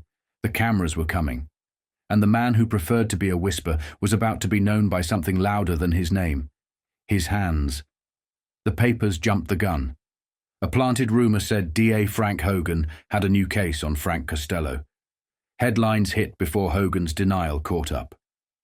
While newsstands cooled, Wolf's office filled with crank mail, pregnant women naming Frank as the father, panhandlers in fancy prose, and one note that wasn't a joke: bring cash or die. Costello didn't blink. He told Wolf, "You're coming," stuffed a shopping bag with paper and a few loose bills, and walked into the palace on Broadway like it was a business call. Wolf was spooked. Frank was ice. The lobby was dead, the projector humming behind the doors. A skinny kid in torn clothes came up shaking, said he had a gun. Frank told him the place was crawling with cops and called his bluff. Another boy bolted for the exit. The gunman sagged. Costello peeled off $200 bills and pressed them into the kid's palm. "Beat it." "Don't be stupid outside," Wolf asked why he paid. Frank tapped his shoulder. "I saw me, George." "Somebody once did me a favor. Maybe this keeps him from turning bad." Then he laughed and let the crowd swallow them. That year, 1945, was the hinge. LaGuardia was leaving City Hall, and Bill O'Dwyer was Frank's horse to replace him. Newbold Morris carried LaGuardia's banner late, and the race turned into a referendum on Costello.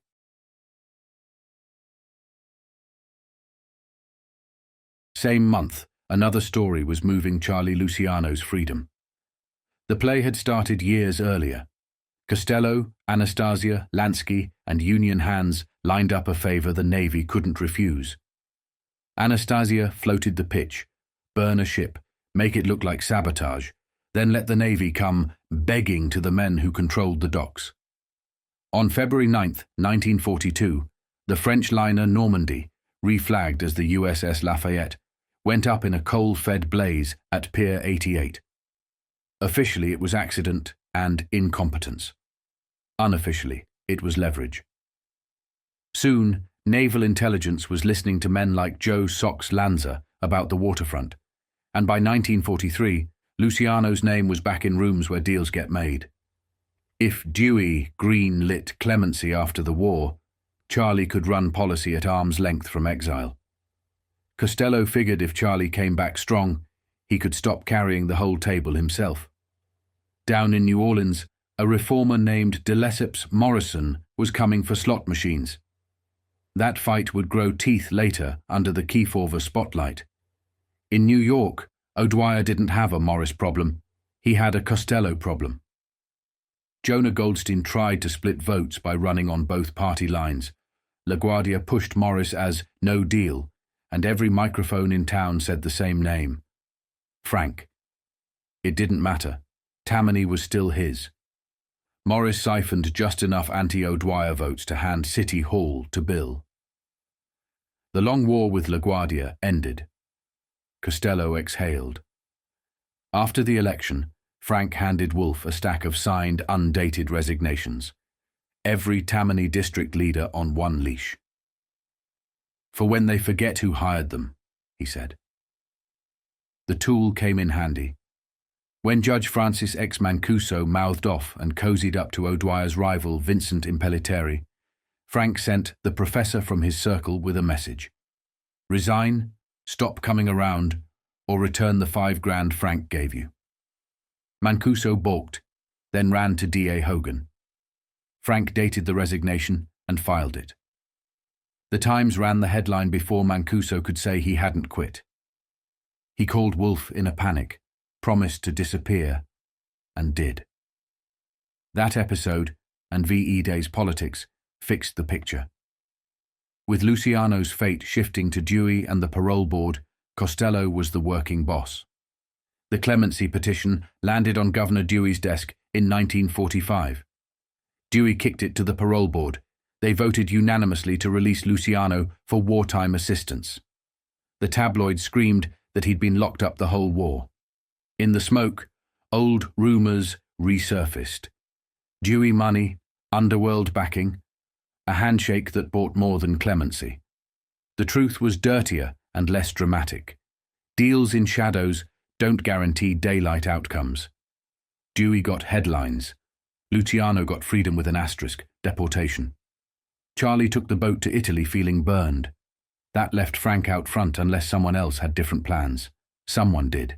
Vito Genovese. Vito came out of Rosiglino near Naples. Same immigrant grind, same early cases, same climb. He'd been Luciano's underboss.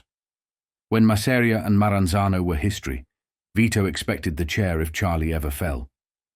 But as Charlie's legal trouble deepened, Genovese had already stained himself with the Boccia mess, a gambling beef that turned into a murder for hire that turned into a witness named Ernie the Hawk Rupolo. When the job bungled, Rupolo landed in prison and talked. An indictment was coming. Vito ran to Italy, curved himself into the war effort just enough to pass as useful to the Allies, then got clipped for black market by Army CID. Sergeant Orange C. Dickey figured out the U.S. murder warrant. Another witness, Peter Latempa, surfaced, and then died screaming in a cell after a medicine visit. The gallstones were real. The dose wasn't. With Latempa gone and the case limping, Vito slipped back in 1946, took a mansion in Atlantic Highlands, and smiled for the neighbors. On the surface, he and Frank were cordial. Wolf even advised Vito on a divorce issue as a favor. Underneath, Genovese was counting slights. He figured Luciano's seat should have been his, not the uptown smoothies. From the minute he got home, he started working the corners, whispering in rooms, putting pressure where the wood was thin. The war inside the outfit was coming. Meanwhile, Costello built the outer wall. He turned influence into muscle memory. New York, Chicago, Jersey, Pennsylvania, Ohio, Massachusetts, down through Louisiana and out to L.A.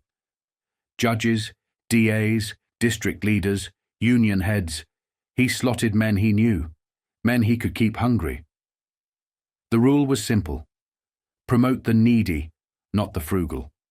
Keep them broke, keep them busy raising money for the next race, and they'll never have time, or cash, to run without you.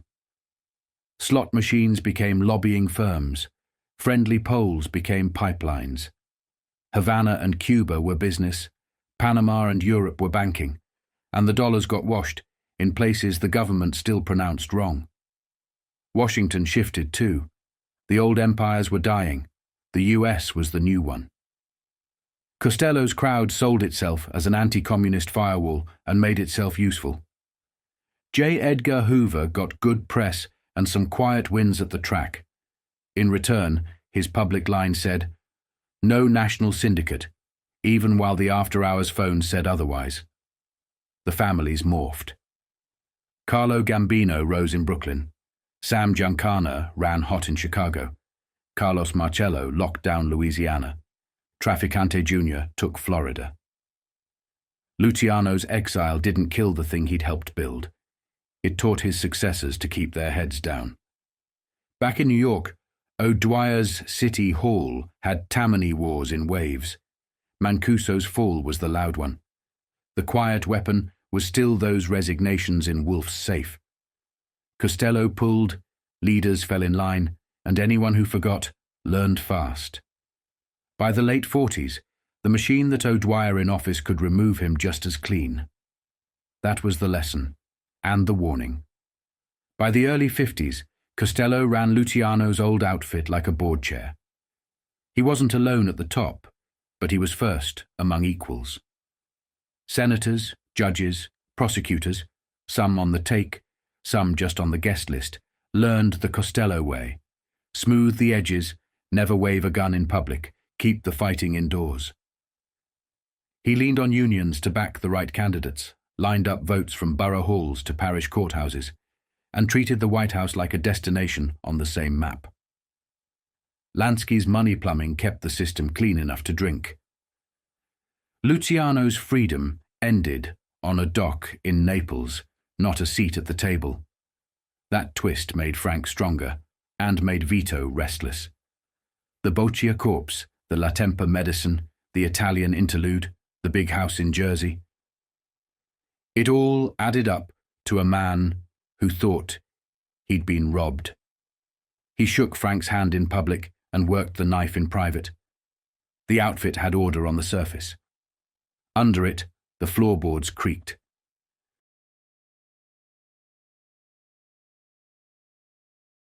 February 1946. The day the boat sailed. Lucky Luciano, the kid who'd come over poor and built the country's biggest criminal corporation, was headed out under a deportation order. He played it like a send-off for a head of state. Cameras jammed the pier. Reporters elbowed for angles. And the guests? Every serious earner in America. Phil Castile flew in from Louisiana and hugged it out with Oni Madden and Mo Dalitz from Cleveland. Lansky was there, Costello, Red Levine, Bugsy Siegel, Willie Moretti, Longies Willman, Tommy Lucchese, Joe Adonis, Joe Bonanno, Steve Magadino and the Buffalo People, Joe Barbara standing for Russell Buffalino, the Ciandras. Albert Anastasia brought a quiet up-and-comer he'd just elevated. Carlo Gambino, who'd made a fortune in the black market, gas, ration stamps, anything with a ceiling. Luciano already called him underboss material. All he needed was a couple obstacles to disappear. In that crowd, one man had the real weight. Frank Costello. Guys with long resumes deferred to him. He didn't need to shout it. You could feel it. Luciano's exit left a hole. He split the stock. Adonis, Mike Miranda, Lansky, Costello, Zwillman and others to keep the machine steady. It didn't hold. Adonis would be deported. His break with Genovese would turn toxic. Costello talked retirement and succession, but religion and race kept Lansky and some capable non-Italians out of the top seat. The family that bore Luciano's name started to float. By the time the government bounced Charlie out of Havana a decade later, Vito Genovese was already angling for the chair. The night before the sailing, Costello's lawyer, George Wolfe, tried to stop him. "You can't go," Wolfe said. "Every reporter in New York will be waiting. You'll be the headline, 'I gotta go,'" Frank said. "It's the right thing." "Right? For 3 years, you've been called the #1 hood in America. Any time we try to clean that up, they point at your friends, Luciano, Adonis, Anastasia. Tomorrow, it'll look like a mob convention," Frank let him talk. "Then, there's one thing you don't know, George." "What's that?" "I gotta go." Next day, the press mobbed the immigration office for boarding passes. Harry Ratzker, the assistant superintendent, played tour guide and marched them to Pier 7 at Bush Terminal. A living barricade of 50 longshoremen with bailing hooks shut the gate. Luciano rolled up, and the line opened for him like a curtain. When Ratzke tried to bring the reporters, the hooks closed ranks. "I'm immigration," he said. "I'm taking them aboard." "Nobody goes on that boat," a docker told him. Ratzke scaled it down fast. Could he go alone? The men huddled, then waved him through. No reporters. The press baked in the sun and watched the real business. Guests arrived with hampers, wine, liquor, lobsters, caviar and envelopes. Costello, Adonis Anastasia, Lansky. It turned into a pier-side wake that lasted for hours, loud and happy, because everyone in the room knew the subtext. This wasn't the end. It was a transfer. Wolfe would learn why before the year was out. Luciano was coming back, just not to New York. He'd set up in Havana under Fulgencio Batista's protection, 90 miles off the coast, close enough to hear the cash registers in Manhattan. Orders would go out from Cuba. Collections would come in from America. The man the state had shipped out would run things from a poolside phone. Back in New York, the vacuum spread. Adonis caught his own deportation case in the mid-50s and fell out with Genovese for good. Costello tried to ease out, but the boardroom was a closed shop. Jews and outsiders could bank it, innovate it, and fix it. But they wouldn't be the face. The chair had to be Italian, and Vito was already measuring it. Costello still showed up at the pier, because in that world you pay your debts in person. He knew how it would play on the front page and went anyway. A columnist called it one of the most brazen displays of Mafia power the city had ever seen. He wasn't wrong. The public saw a party. The guys on the dock saw a signal. The corporation was intact. The lines of credit were open. And the man they called Lucky was still in the game. Costello's problem came after the champagne. With Charlie offshore, the question wasn't just who took the phone calls. It was who could keep the peace. He'd been doing it by temperament. Quiet hands on unions, cops, judges, district leaders, a national Rolodex that returned calls, and a policy of no fireworks unless absolutely necessary. But succession has gravity. Adonis out. Lansky boxed by the rules. Zwillman busy in Jersey. Miranda a strong local but not the national face. In that gap, Genovese started moving pieces, and every piece he moved pointed at Frank. Costello saw it, felt it, and kept his pace. I'm a gambler, not a general. The lawyers kept telling him to pick his spots, keep his name out of rooms with cameras. He listened until respect got in the way. That's why he stood on the pier when the city wanted him invisible. It wasn't ceremony. It was policy. In their economy, loyalty is currency, and a handshake with Frank Costello still cleared bigger than any lawyer's paper. The boat pulled out. The line of hooks dissolved. The press packed up with nothing but long lenses and guesses. Upstairs on the Laura Keene, the hampers were open and the toast ran long. Down on the dock, Costello buttoned his coat and left the way he'd come. No entourage, no speech, just another suit walking off a heavy day's work. Within a year, Havana answered the phone, and the orders started moving north.